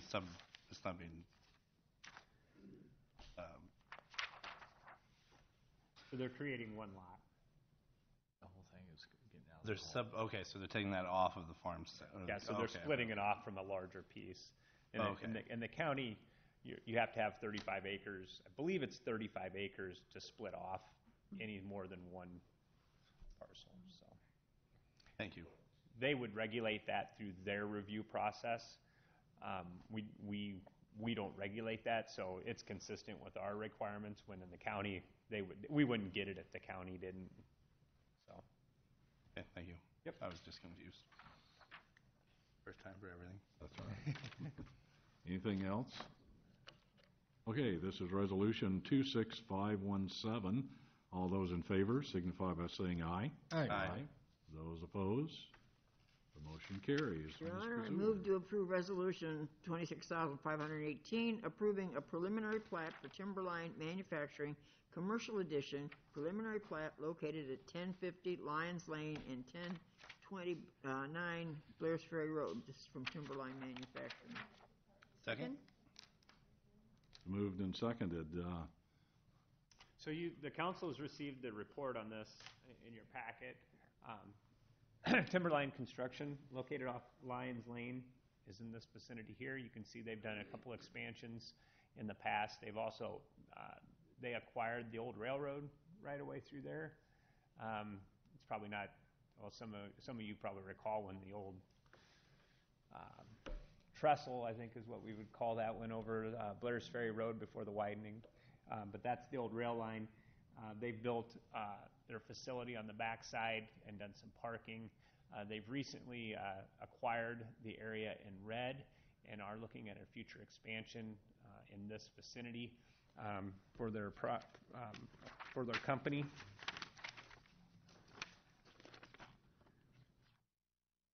With that expansion, and they would create 3 lots.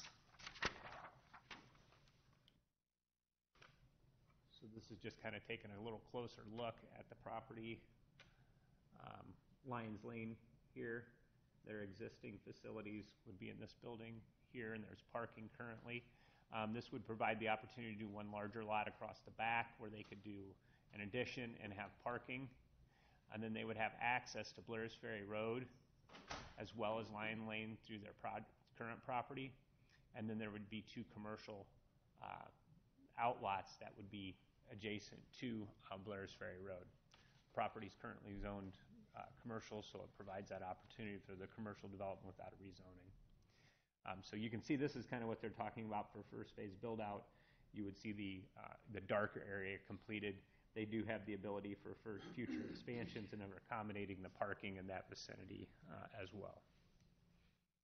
But what do they manufacture? They do, I believe it's electronics and harnesses related to products at Rockwell. They did a lot of work for Rockwell for building. You know, they're a lot cheaper than Rockwell's manufacturing facility. So. It must be lucrative because it's and certainly- testing. They build it. They build the PC boards and test them. Yep. So. They've been they're probably one of the faster growing companies, and they have one of the larger employers in the community as well. Are they getting a TIF for this? I think there's been discussions, but I don't know if we've got a formal request at this point or not. I guess my question is, that's Indian Creek right behind that. Well, Indian Creek's a little bit further down, but this is the trail that's kind of the old rail line. That's the trail. One item that I would point out on this, and Dan could probably speak more clearly on this, but there's currently, and I think we talked about it at the last meeting, this is where the sewer issue exists, and this is serviceable with lift stations and such, but we're looking at options to provide a public sewer up through there and provide hookup fees that they could then hook onto. It's just a conversation that's going on currently, and that we'll continue to brief the council on, and as we come to a resolve, we'll keep you posted. But I guess my question was, though, is that flood line, is that above the 100-year flood? It is, yes. Yeah, okay. So the water would basically go to the north, and you can see there's where you have these sharp V's. That's the drainage along the backside, and then it would flow down into Indian Creek. They do have the on-site detention here as well, and the trail here is built up quite high, and there's quite a bit of trees in that vicinity as well. Yeah, I'm not worried about it going that way. I'm worried about it going that way when the Indian Creek rises. Yeah, no, they should be out of that. That be their lift station or our lift station? Well, we wouldn't have a lift station. Okay. No, I think it's terrific. You know, the only problem we've ever had with them is parking on Lions Lane. Correct. And this is going to really help that situation. Yeah. We've had a lot of meetings to discuss this, the overall development of their site, and I think internally, and I think this is like what we would consider the best case scenario. I mean, It's great. this is going to work best for them and for the city. I understand that there's a cost for that. I'm glad to see that this finally got together with Mr. Beaver, huh? Any other questions then for Tom on this one? Okay, this is Resolution 26518. All those in favor signify by saying aye. Aye. Those opposed? Motion carries. Mr. Draper, we'll cross over into that crazy administration. Tom is done already. Thank you, Tom. I have a motion directing staff to work with Lynn County and Prospect Meadows to clear final project financing and contingencies. Second. Moved and seconded. So what does that mean, Mr. Manager? Yeah, at the last meeting, Jack Ryder from Prospect Meadows came to the council and let you know that they had received a challenge grant from the Hall Perrine Foundation for final fundraising. As part of the project, there are a number of things that really need to be ironed out that we didn't really want to start engaging in those conversations until we knew that the project had enough of a funding base to be able to proceed. But there's some financing contingencies that the bank would like to have cleared up, potentially that would involve the city and Lynn County providing some partial guarantees on financing. There's also items that need to be addressed with, for example, extension of water and sewer out to that area, the potential creation of an urban renewal area around there that really will involve both Marion and Lynn County in order to make that happen. One of the primary drivers for that is that a lot of these decisions that will need to be made for a property that will ultimately be in the city limits.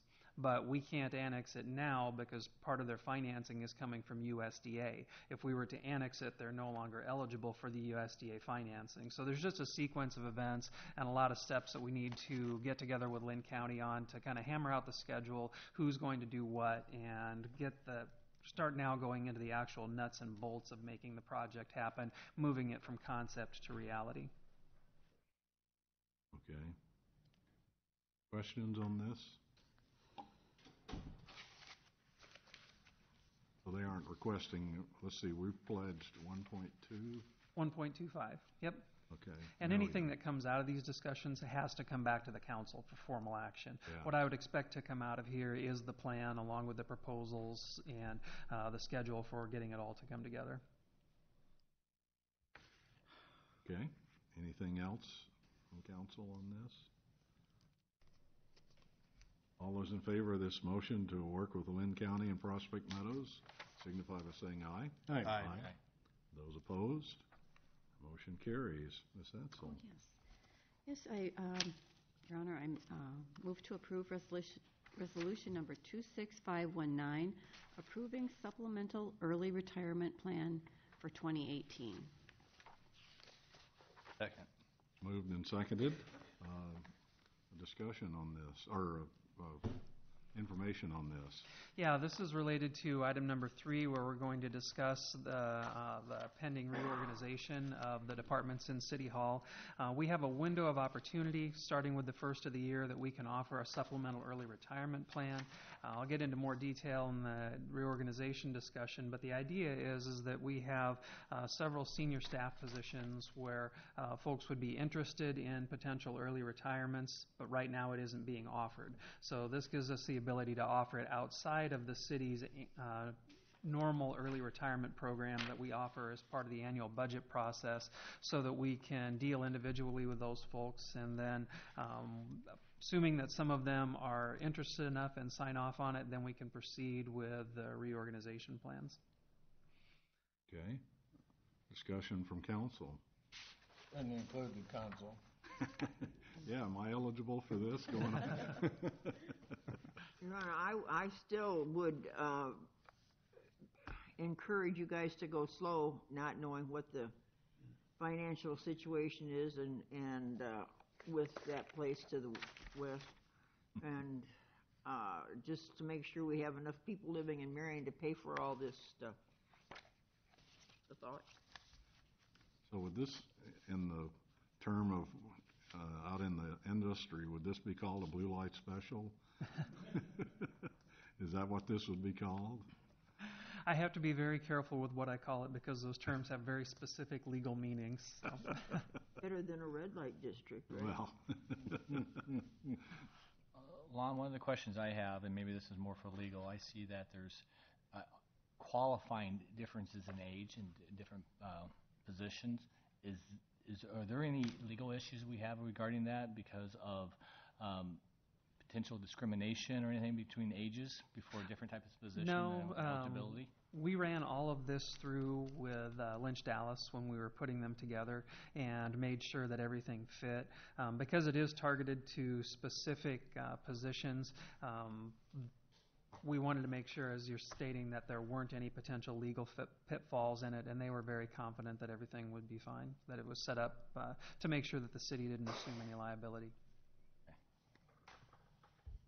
I don't want to step on Ryan, but this was not developed through their office. It was done through Lynch Dallas. So, Yeah, so that those issues have been vetted then for make sure it's okay. Yep. Anything else from council? Okay, this is resolution 26. Oh, I have a question. Sorry. Now I lost my question. Oh. Messed me up. Sorry. Okay, so the plan will be offered through March 30. So if anyone takes it, when would it go into effect? When would they retire? It actually has some variability for that. That's one of the things that's part of the negotiations, is when would the actual end date be. I would think that with these situations, the last thing we want is to have a lot of senior positions all walk out the door at once and be left with a lot of people that maybe don't have that level of experience or don't know the details on projects. So it would be phased over time. I would expect that these probably would take place over a year to a year and a half, and there may be even one or two that could be even further out than that. So it might not be this year. Yeah, the intention was not to come in and do a reorganization where everything happened at once. We wanted to make sure that we did a measured response and really thought out the sequencing of it, and then made changes over time. Oh, but to this March date, though, they have to decide that they're going to do it. Is that what that Yeah, says? and what we wanted to do is the regular early retirement program starts then, and we did not want the two programs to overlap, Yes, okay. because this is really a one-off thing. Are you good? How much different is this plan versus the regular retirement plan? The other retirement plan is a fairly standard package. This one has some flexibility where we can look at individual circumstances regarding length of health insurance, accumulated leave balances, and how those are used. The other one is a one-size-fits-all. This one gives us some flexibility to make sure that the terms fit the circumstances of each individual that's retiring or would potentially be retiring. And is there a special fund that these types of things gets paid out of? Yeah, when we have what we call the Employee Benefits Fund. Over time, we accumulate dollars in that fund so that when someone does retire and, for example, gets paid out on their vacation, it doesn't come out of the general fund balance. It comes out of that Employee Benefits Fund. That's also the same one that we use. I think it's every 7 years where you have 27 payroll periods fall within a fiscal year instead of 26. So we do try to plan for that and make sure that if you have a bunch of them hit you at an unexpected period of time, you don't want to drain the general fund. So we build that one up over time.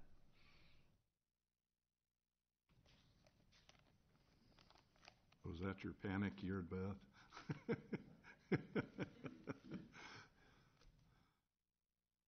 Anything else then for Lon? Okay. Can I go now? Okay. Just making sure. This is Resolution 26519. All those in favor signify by saying aye. Aye. Those opposed? Motion carries. This is a discussion regarding reorganization that was just mentioned. Yeah, there were several items that were received and filed by the council, but since this was the first week that you're really seeing what we've come up with, we wanted to make sure that the council had some opportunity to think about it. So action items will be coming back to the council starting in December.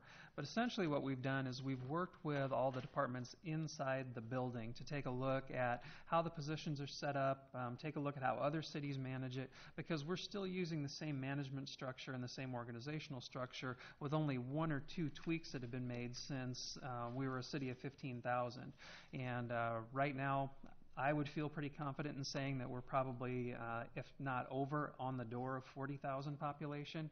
And by the next census, we've got a shot at hitting maybe 44,000 population. So we've been looking, as I've used the term with the council, instead of looking laterally at how cities are operating, we've been looking up at other cities that are larger than us, because those are the ranks of what we're going to be joining.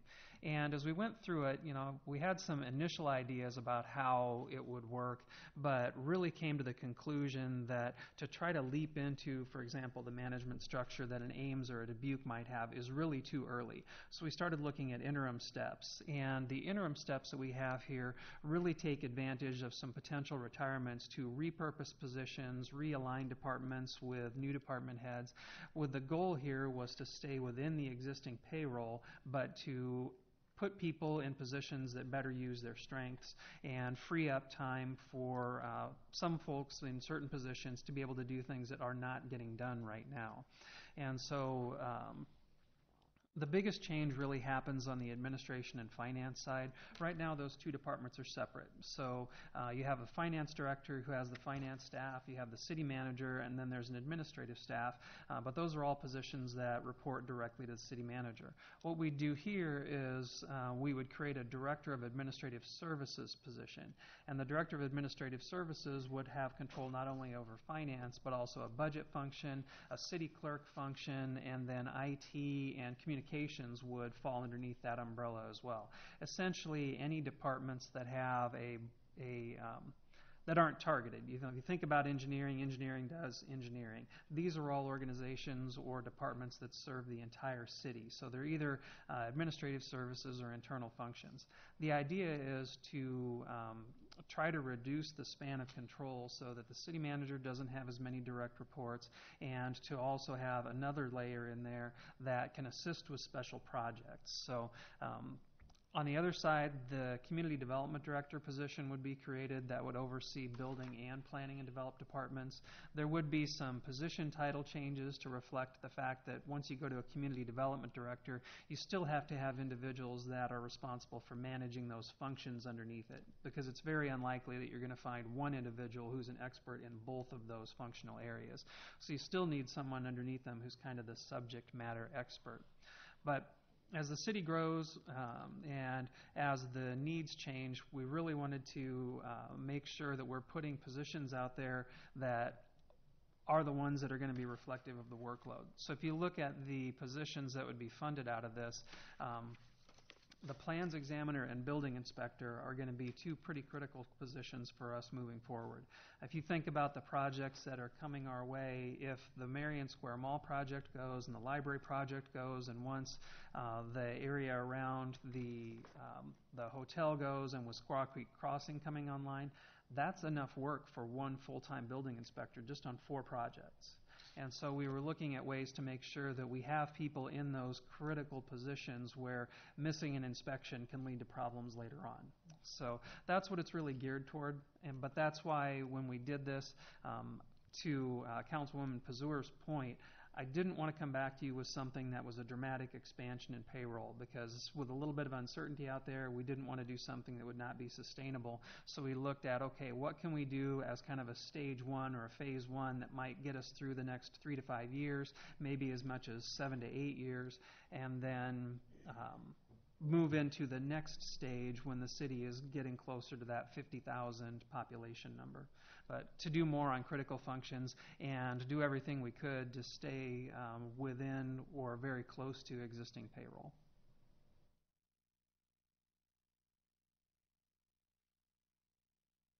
I guess the one thing I wanted to be very clear about is that this just isn't a whole slew of new positions that would be added to the organization. Even when you're adopting the job descriptions and putting those out there, we have tons of job descriptions that have been adopted where there's just nobody in that position, but they are a job description so that we can react to them or add that if we needed to later on.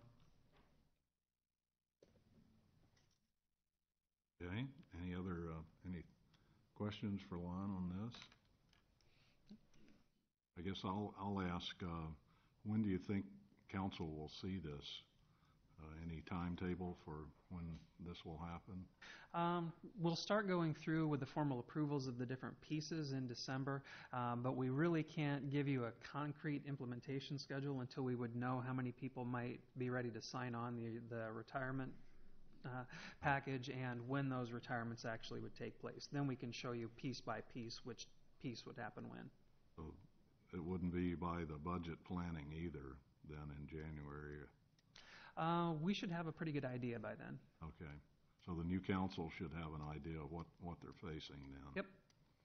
Okay, and then the other question I have is, does council have any input on any of this? Or I guess, is this the time we give you input, or when, if we have input, when would we give that?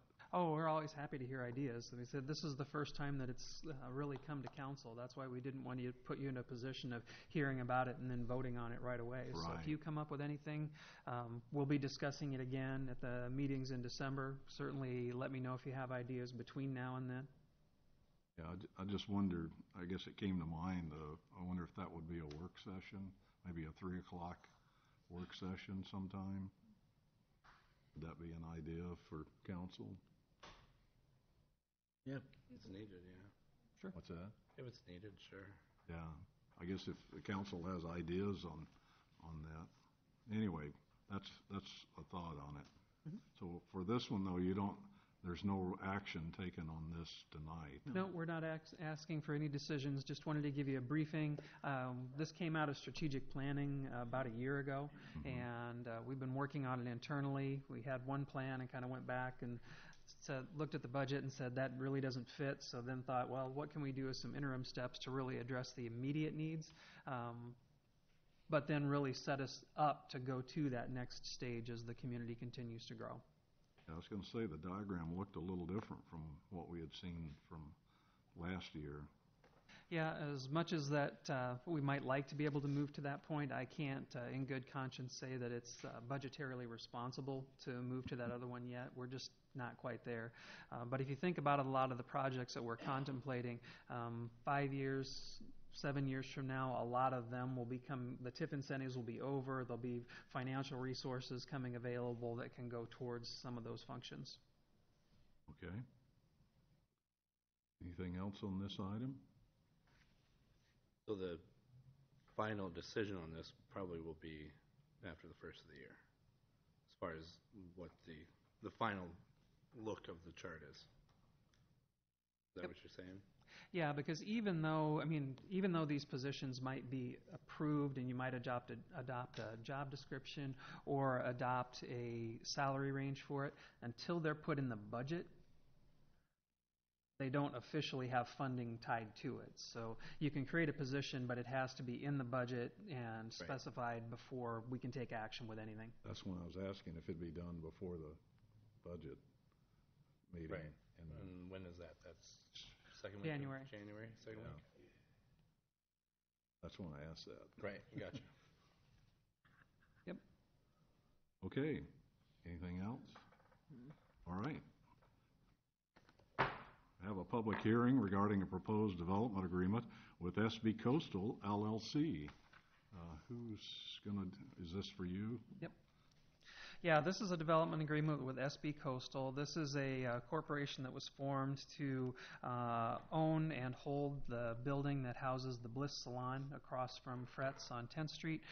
They've been renovating the building and bringing it up to current codes to convert it from what was residential uses over to commercial uses. So the assistance that the city is providing is related to historic preservation expenses, to code updates, and ADA compliance issues. And we're looking at 5 years with a not-to-exceed number of $22,500. Okay. Is there anyone in the audience who wants to speak for this proposal? Anyone in the audience to speak against this proposal or want more information? Not hearing anyone. I'll close the public hearing. Mr. Brandt. Make a motion to approve resolution number 26520, approving development agreement with SB Coastal LLC, authorizing annual appropriation tax increment payments and pledging certain tax increment revenues to the payment of the agreement. Second. Moved and seconded. Council discussion. I'd like to say if you drive by there, you can appreciate what they've done, and having a complete understanding of that age of building, they've done a lot of work, and it's really looking nice, I think. Yeah, is that a 1800s building? Or? Yeah, it's one of our few brick houses, and they're all important, so. Yeah. Any other questions or? Okay, all those in favor of resolution 26520 signify by saying aye. Aye. Those opposed? Motion carries. This is a public hearing regarding a proposed development agreement with Simpacto LLC. Did I do that right? Yep. Ethical. Yeah, this is an agreement. The Simpatico is the corporation that owns the Dairy Queen building, and this is the last of what I would characterize as the urban revitalization replacement incentives. The city used to have what's called an urban revitalization district that covered the downtown, the central corridor, and actually went way down south, I think all the way down to by Adams Tile and in that area. And under an urban revitalization district, a company could come in, do improvements, and they would literally automatically qualify for incentives underneath that with the way that it was set up. So when we created the Central Corridor Urban Renewal Area, we got rid of the Urban Revitalization District. But at the time when the council did that, they said for a period of time, we're going to continue to honor what you would have been able to receive under the Urban Revitalization District, because there were businesses that had made plans and were anticipating receiving that. So it's a different mechanism, but it's the same type of an incentive they would have received underneath that. As of July 1 this year, businesses can no longer apply for that. In this case, it's a 5-year agreement that steps down on tax rebates with a not-to-exceed number of $12,000.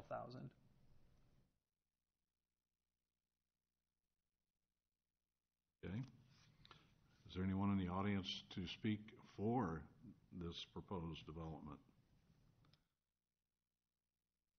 Anyone in the audience to speak against or want more information? Seeing any? Public hearing is closed. Mr. Nicholson. Your Honor, I'd like to make a motion to approve resolution number 26521, approving development agreement with Simpatico LLC, authorizing annual appropriation tax increment payments and pledging certain tax increment revenues to the payment of the agreement. Second. Moved and seconded. Discussion.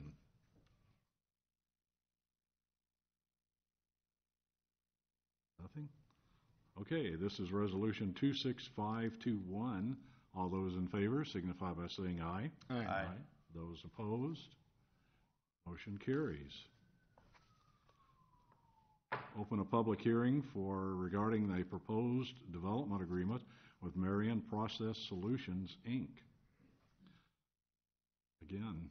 Yep, Marion Process Solutions is a longtime company down on 3rd Avenue here in Marion, and they recently acquired an older building that was next to their current facility, and they're planning on building a new testing lab and an R&D facility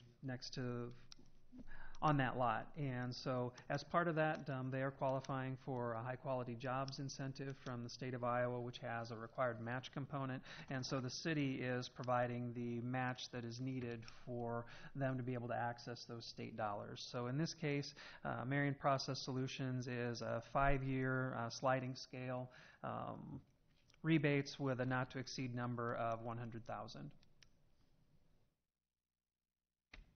Okay. Anyone in the audience to speak for this proposal? Anyone to speak against or want more information on this? And I would note on this one, while it's not a requirement of our agreement, they are looking at creating 3 new jobs at an average wage of $27 per hour, and the project is about a $1.8 million total project. Anyone want any information or for or against it? Not? I'll close the public hearing. Ms. Pazuri. Your Honor, I move to approve Resolution 26,522, approving development agreement with Marion Process Solutions Incorporated, authorizing annual appropriation tax increment payments and pledging certain tax increment revenues to the payment of the agreement. Second. Moved and seconded. Discussion. Council. What is the address of that location? Hang on.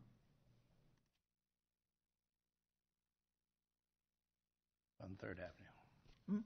On 3rd Avenue. It's, well, 3rd Avenue is a long avenue. Jeez. They even let bikes on it now. 3575 3rd Ave. 3575? Mm-hmm. Thank you. So it's, Do you have a question on that? Or? no, Oh, I okay. just wondered. Just where it was. Yeah. Anything else from council? Question on this? Hearing none. This is resolution 26522. Signify by saying aye. Aye. Those opposed? Motion carries. A public hearing regarding a proposed development agreement with KTRO LLC. KTRO owns some property also down off of 3rd Avenue that was originally slated to be mini storage units, and they had approached the city about the possibility of doing something different, which was to put a leasable facility down there. I think most people would think of it as like a contractor condo, but a business building down there. And the economic development policy contemplates that the city can provide an incentive for someone to do that. In this case, for example, the taxable value of mini storage or their cost of construction might be $45 a square foot versus $85 a square foot for the type of facility that's actually going to be being constructed. So in this case, they're going to qualify for a 1-year 50% rebate with a not to exceed figure of $19,000. The upshot for the city is that we then get the permanent increase in taxable value for the facility that they're going to build. Okay. Anyone in the audience speak for this proposed development? Anyone in the audience to speak against or with more information on this? Not? I'll close the public hearing. Mr. Draper. Yes, Your Honor. Resolution 26,523, approving development agreement with KTRO, Inc., authorizing the annual appropriation of tax increment payments and pledging certain tax increment revenues for these payment agreement. Second. Moved and seconded. Council discussion. So are these commercial rentals, or is it individual, private and or both? This one is a commercial rental, and I think this one is actually planned as like a single tenant space. Okay. That's a real improvement of what they were going to put in. Oh, yeah. Well, I guess I asked that, does that make the property tax higher as far as? Yeah, there's about a $40 a square foot difference in value on the building once it's up and done. That's why I say the reason the city would get involved is that we get the benefit of that permanently for a 1-year 50% rebate. So we're providing a relatively small incentive for what is a permanent benefit to the tax base. And nothing against mini storage units, but they're passive. They don't really create employment or anything like that. Contractor condos tend to be incubators for small companies that can't afford to build buildings. They're a great spot for them to go into and build up their business to the point that eventually they can kind of graduate out into facilities of their own. Mm-hmm. Any other questions on this? Hearing none, this is Resolution 26523. Signify by saying aye. Aye. Aye. Those opposed? Motion carries. A public hearing regarding proposed development agreement with Genesis Equity, LLC. This one is also related to a contractor condo style building down on 3rd Avenue, but it's a little bit different. This one is the city, or two things. The city is providing an incentive for them to do a public safety upgrade. For the type of building that they're constructing and the size of the buildings, they would not be required to put fire sprinkler systems in. They are going to put fire sprinkler systems in because we're going to provide an incentive to help cover the cost of that.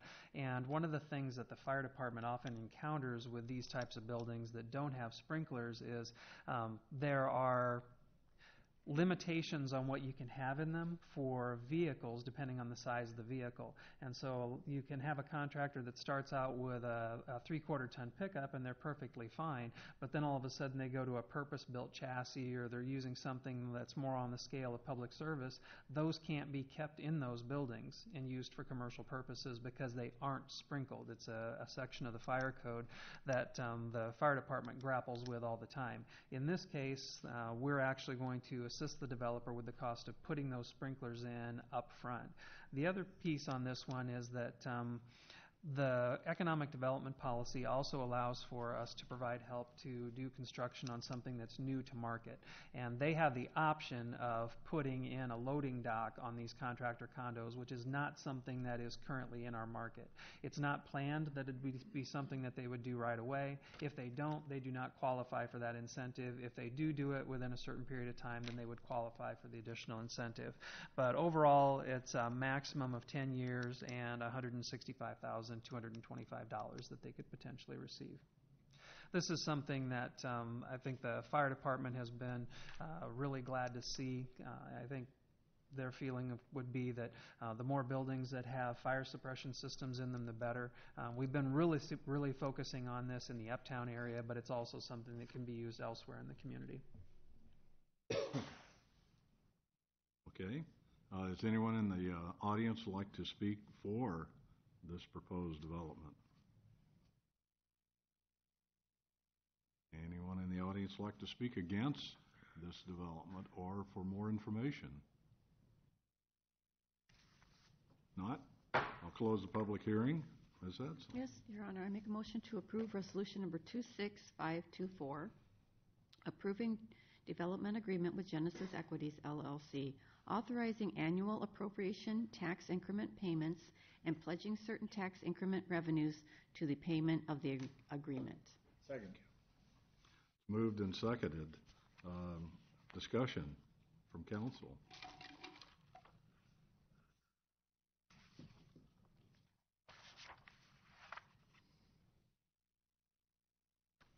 Nothing? Is there any difference in the building code for this type of building other than the sprinklers? Does that change the building construction any? No, it doesn't actually change the type of construction. The key to it is that there's a square footage requirement on the size of the building where the sprinkler standard kicks in.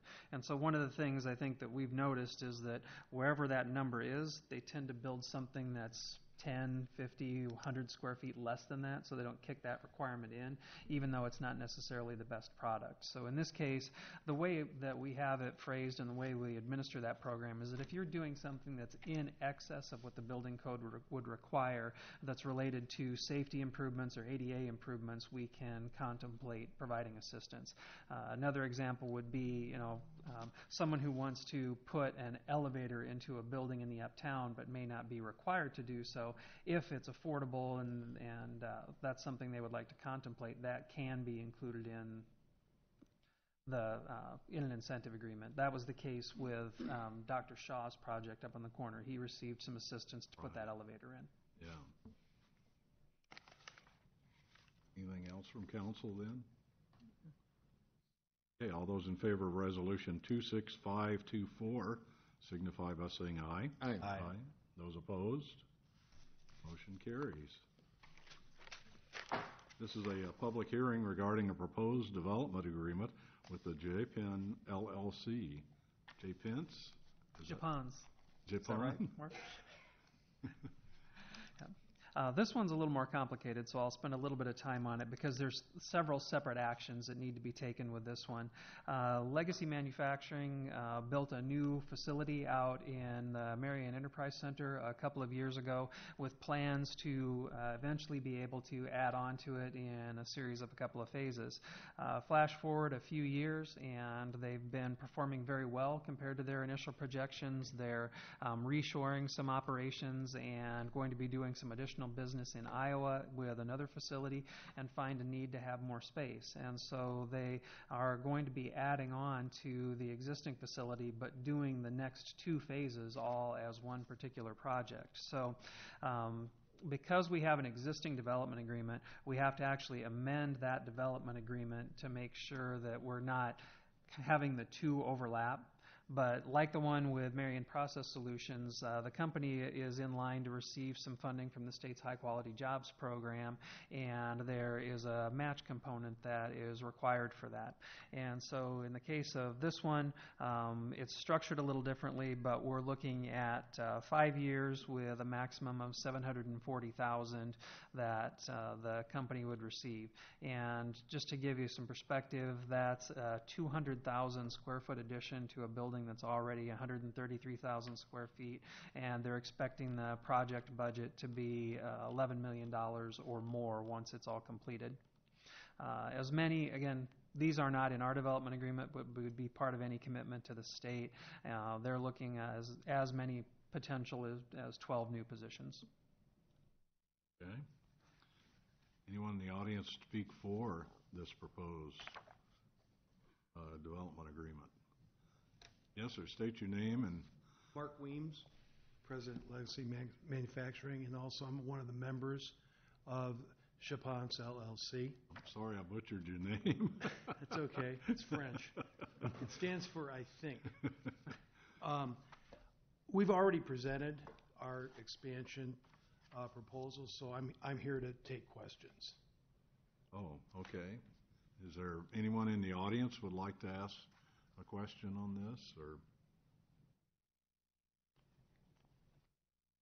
This is the public hearing part for the audience, so we'll have, if we wait till the next one, then we'll have the council ask questions then. Sure. So have a seat right here, because we'll call you right back up. And did you have something, Nick? Nick Glue, Medco president.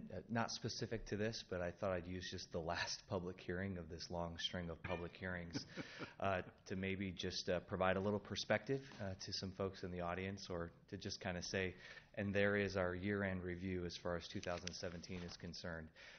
I guess I want to thank the City Council after at least listening to your response to these development agreements to date. This is a little bit of a new process that on behalf of, I guess, our economic development organization, we're thankful for.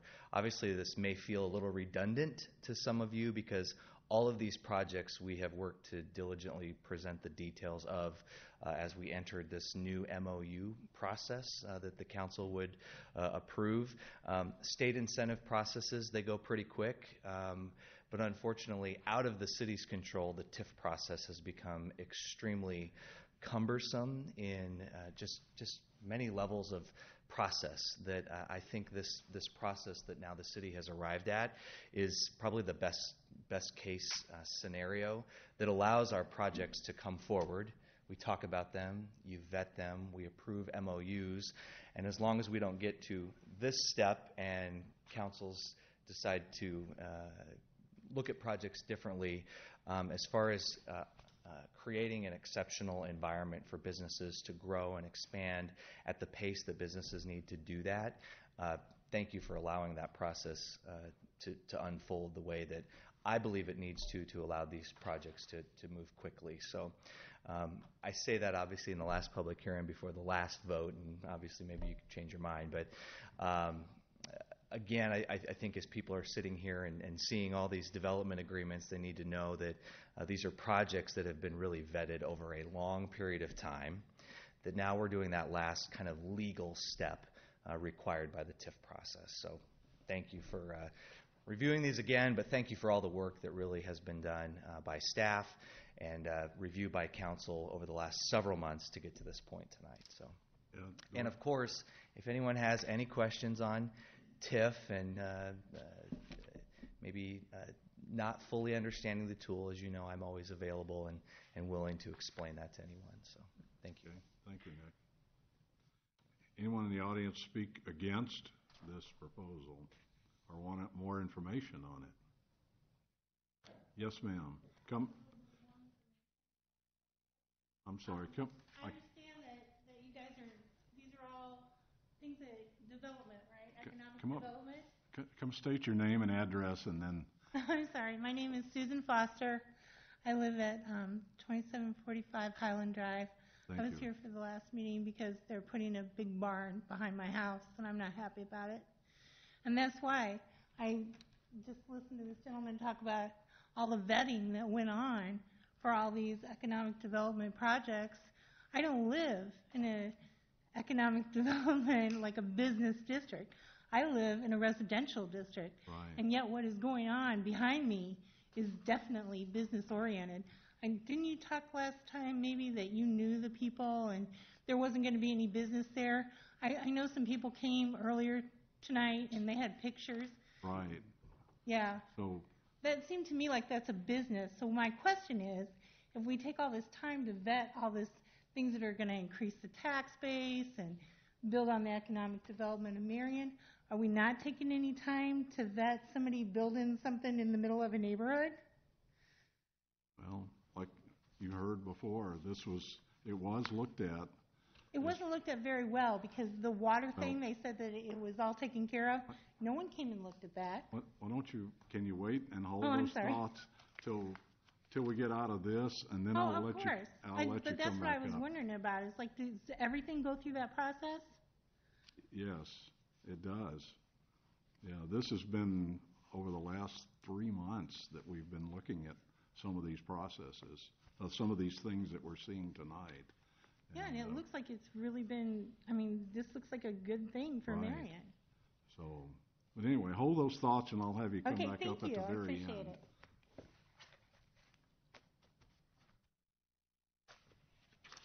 Okay, anyone else to speak against this project or for more information?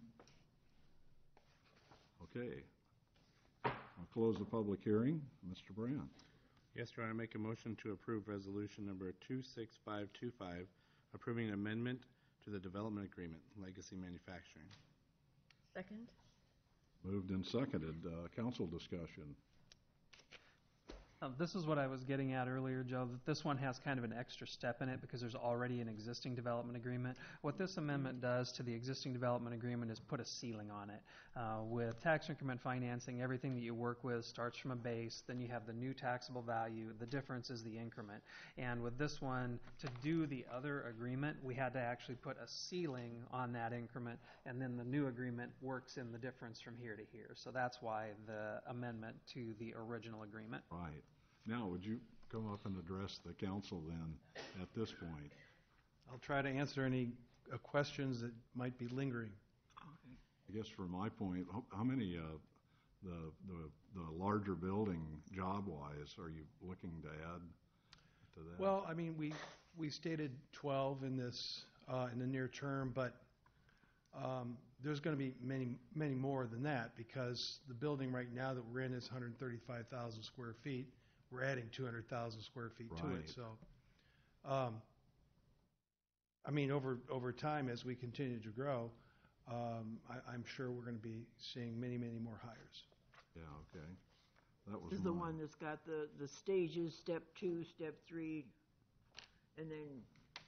Yeah, we had our first phase. The project was 3 phases, and we completed the first phase 2 years ago, moved in, and we're going to do 2 and 3 in one.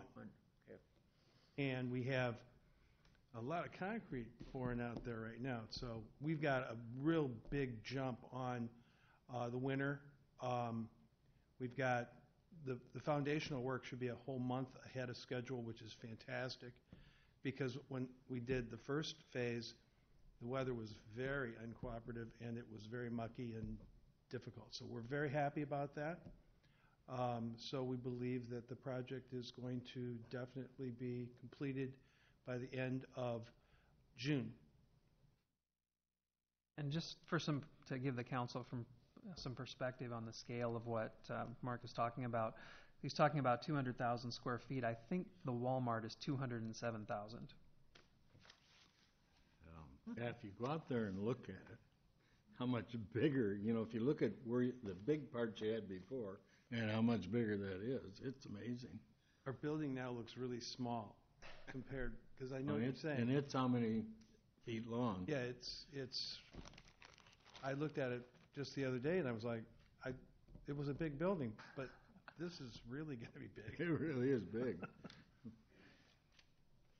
Anything else for Mark? From the council's perspective, the whole process for this is not the first time we've seen it. We've seen this for time and time again, and I do appreciate all the levels and all the times we have seen this and had the ability to ask questions. So if there's not a lot of questions being asked right now, from the public's perspective, we have seen this many times and had the discussions on this. So this is not the first time. This is kind of like the last phase of this, and I do appreciate all the times you have came to before the city council and been willing to address any questions. But I think this is great. This is what what the TIF, these projects, what you guys are doing, is what TIF is there for. And this is a great example for the project and great addition to the Marion community that this addition is going to do and the jobs it's going to create in the future. And I commend everybody involved with that, because it's a great deal for Marion. Thank you very much. I appreciate that. The process has been really simplified by the help of Nick and his team, Medco, and everybody in the whole city of Marion has just been fantastic in this whole thing that we've done. I mean, because we did not think we were going to be expanding as fast as we were. I mean, we thought we were going to keep growing, but I mean, we're having a record year this year. We had a record year last year. We had a record year. I mean, it's been like 5 years just really killing it, and it's really great to be here and have you guys, helping us through the process. So thank you very much, every one of you. Thank you for being here. Anything else in? All right. Thank you for coming out tonight, too. Thank you. And waiting a long time. Yeah. One is the package information that we get from Dorset. Is that something that Medco had initiated to do, or? No, that goes through the city. That's through the Medco city. handles the initial application process, works with the businesses to make sure that they have all the information that's needed. So by the time everything comes to the council, it's been through the Economic Development Committee with the recommendation for award. That's they do a lot of work on the front end to make sure it's got all the proper renderings, the drawings, what are the job commitments, what other financial resources like the High Quality Jobs Program might you be able to access to help put the whole package together to make a project like this one happen. Yeah, that seems to be something, I mean, I've seen them in the past, but here lately, I mean, we've seen a lot of them, and I guess because we're having 9 public hearings on different developments, that it seems to be, but there's all kinds of information in there if you got time to sit down and read it. Yeah, and one of the things that we were really struggling with is just the workload that it creates, because we were doing it. I mean, it seemed like you had some kind of a TIF action on every single city council meeting.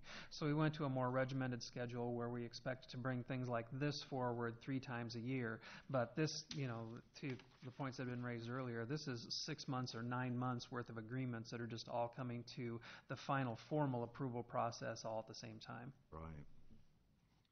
So, between Medco and the industry, I appreciate the effort that's gone through to get us to this point. So, very, very well done. So, any other questions from council? Okay, this is Resolution 26525. Those in favor signify by saying aye. Aye. Those opposed, motion carries. Mr. Nicholson.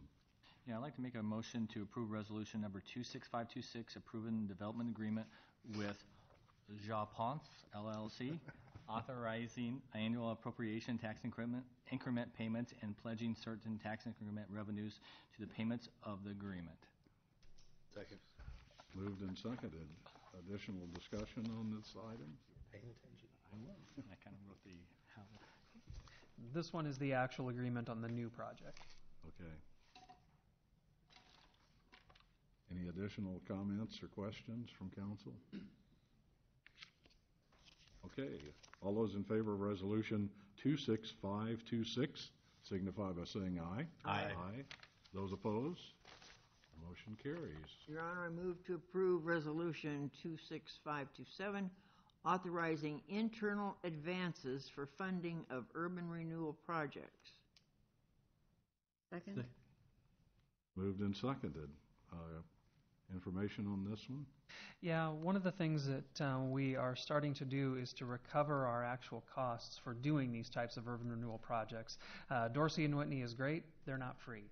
And so we want to make sure that when we do a project, we recover the costs from the district that benefits from it. At the same time, we invest a lot of staff time and provide support to organizations like Medco and the Economic Alliance to do a lot of that kind of work on our behalf, and we can recover those costs as well. It's a way of making sure that the districts that benefit are the districts that are paying for it, so that cost is not being picked up by taxpayers that aren't in a TIF district or have no relationship to the project.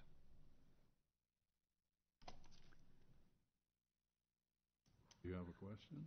No, I just think, if you're that we cut out the paying for hospital flowers and funeral flowers and things, I think we should not be doing that. And this is, recovery of, well, half the people in town wouldn't know these people that they're buying flowers for anyway, so. Just my opinion. Hmm. Any other comments or questions for Lon? I know I shouldn't have sent her those dandelions, you know. You didn't. You pick them out of your yard? Okay, this is a resolution 26527. All those in favor signify by saying aye. Aye. Those opposed? Motion carries. I have in my hand the last public hearing. This is a public hearing regarding corrections to the resolutions and deeds relating to the sale of the vacated north one-half of the north-south alley between 10th and 11th Avenues and adjacent to the 1915 11th Avenue.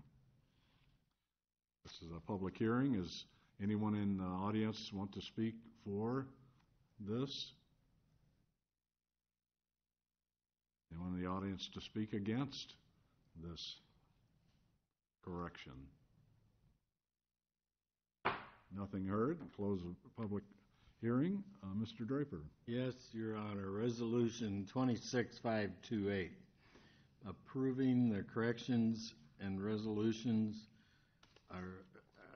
resolutions of deed relating to the sale of vacated north one-half of the north-south alley between 10th and 11th Avenues adjacent to 1915th 11th Avenue. Second. Moved and seconded. Did legal write this? No.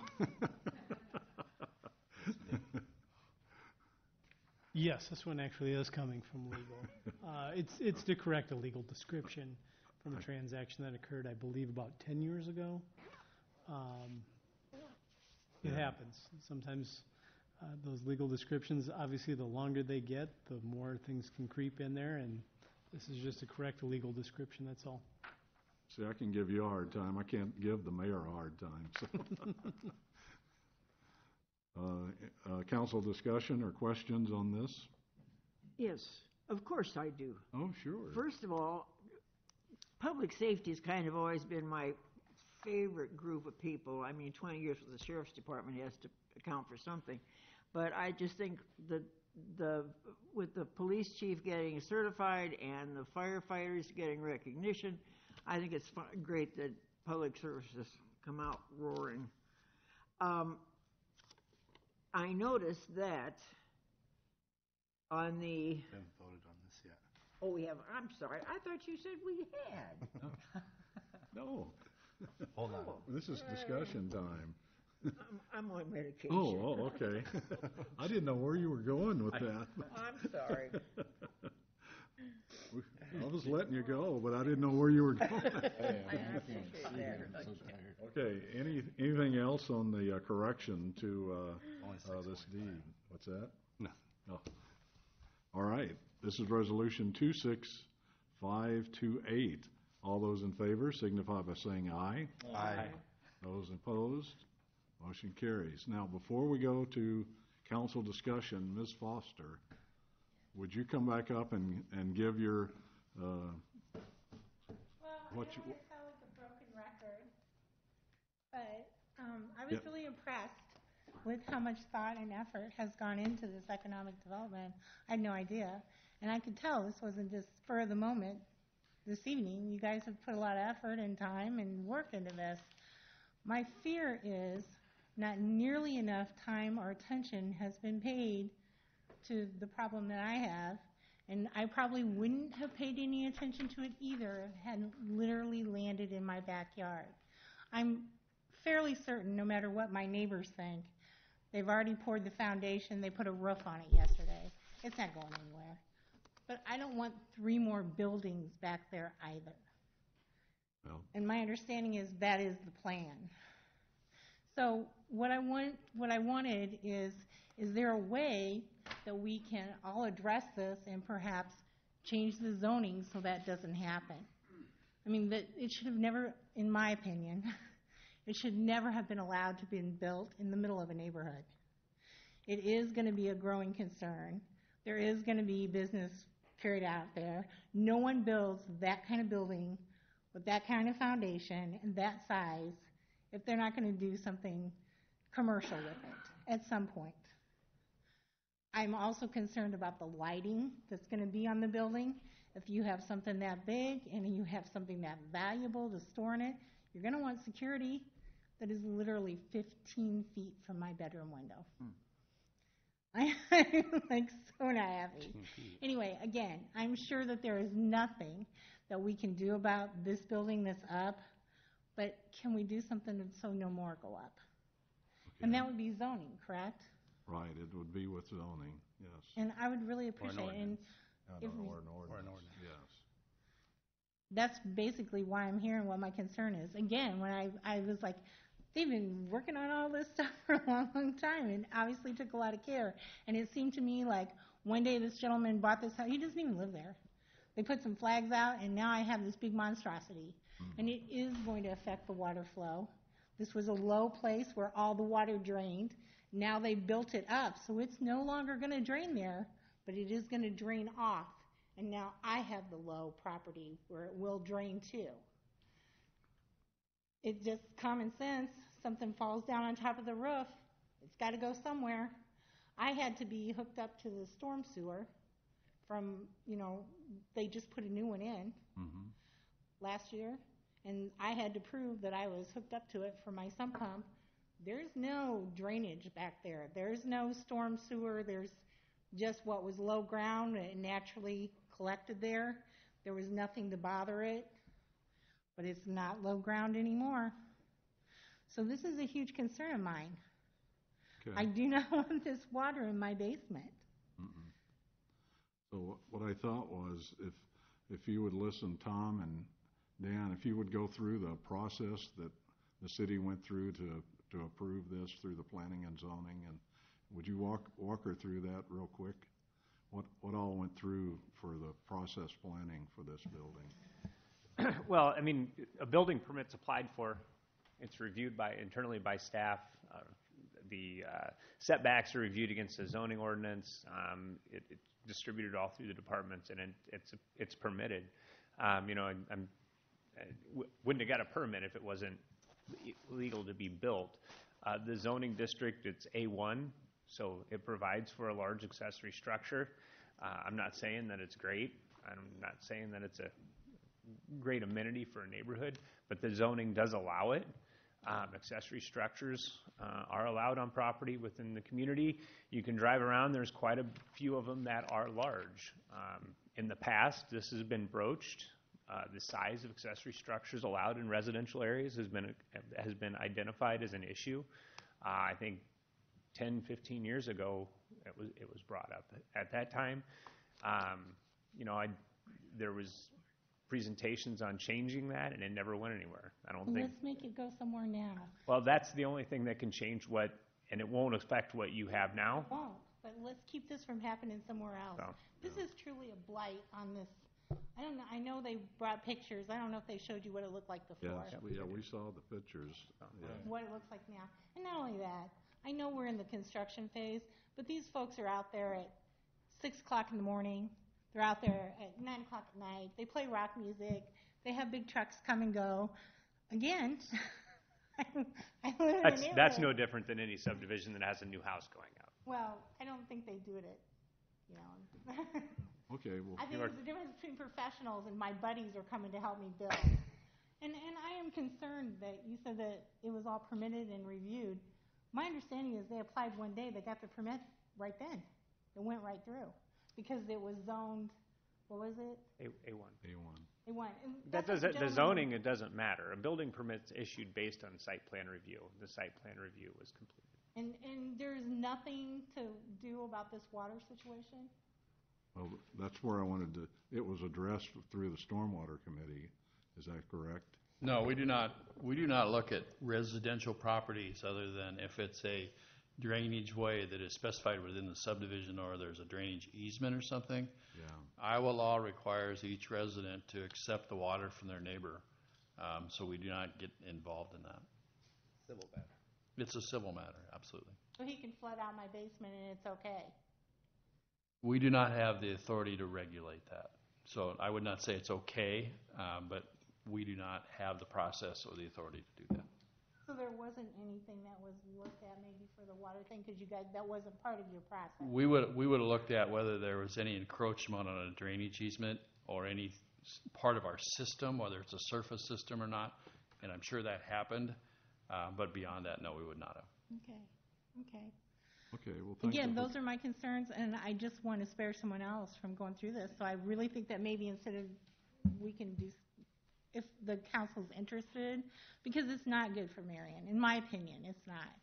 This is going to lower my property value. I'm sure it's going to lower my neighbor's property value. The people around here, you know, not the gentleman that has the huge building.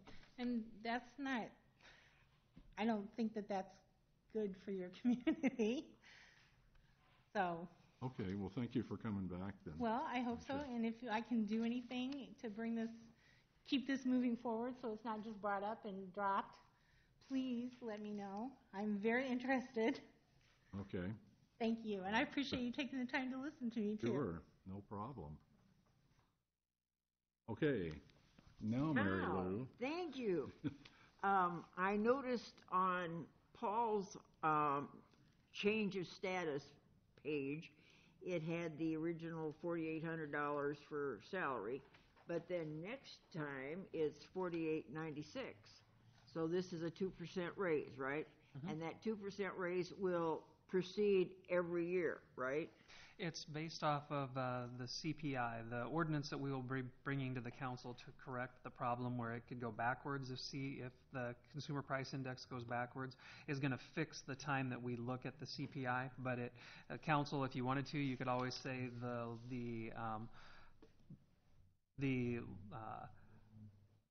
for example, you could say 2% or CPI, whichever is higher. So, because if CPI was 2.4%, you may want to do that, or you could just simply fix it at 2%. Oh, that would be nice. Randy, I got your raise. All right.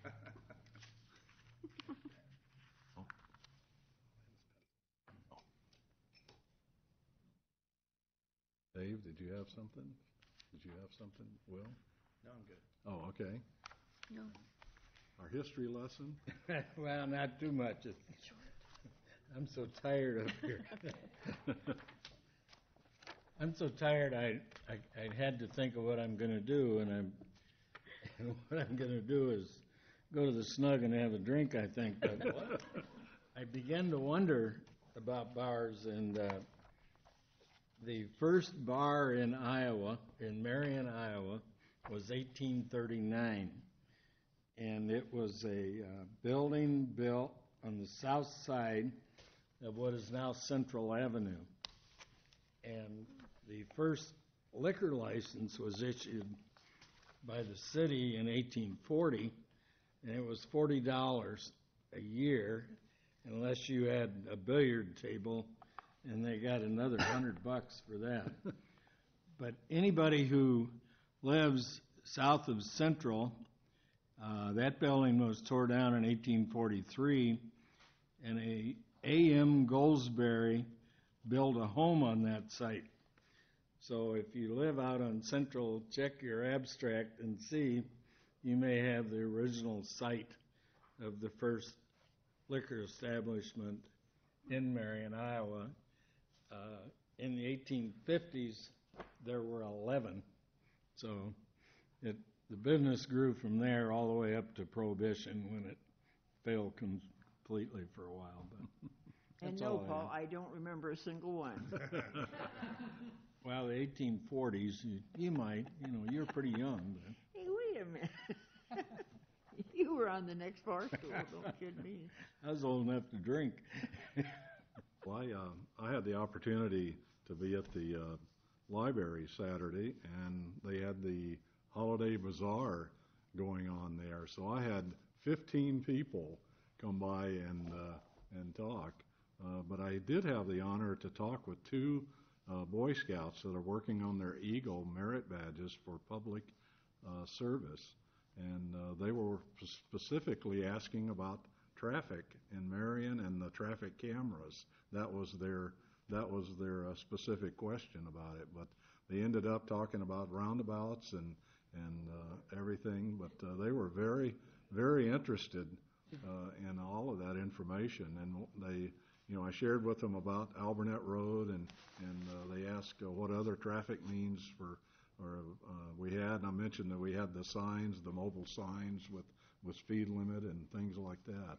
And so that's amazing to me that these were like junior level high school kids thinking about things like that. And when I was a junior, that wasn't what I was thinking about, but not for traffic or anything. But anyway, these are two fellows working on their Eagle Scout merit badges. So that was a pleasure to talk with them.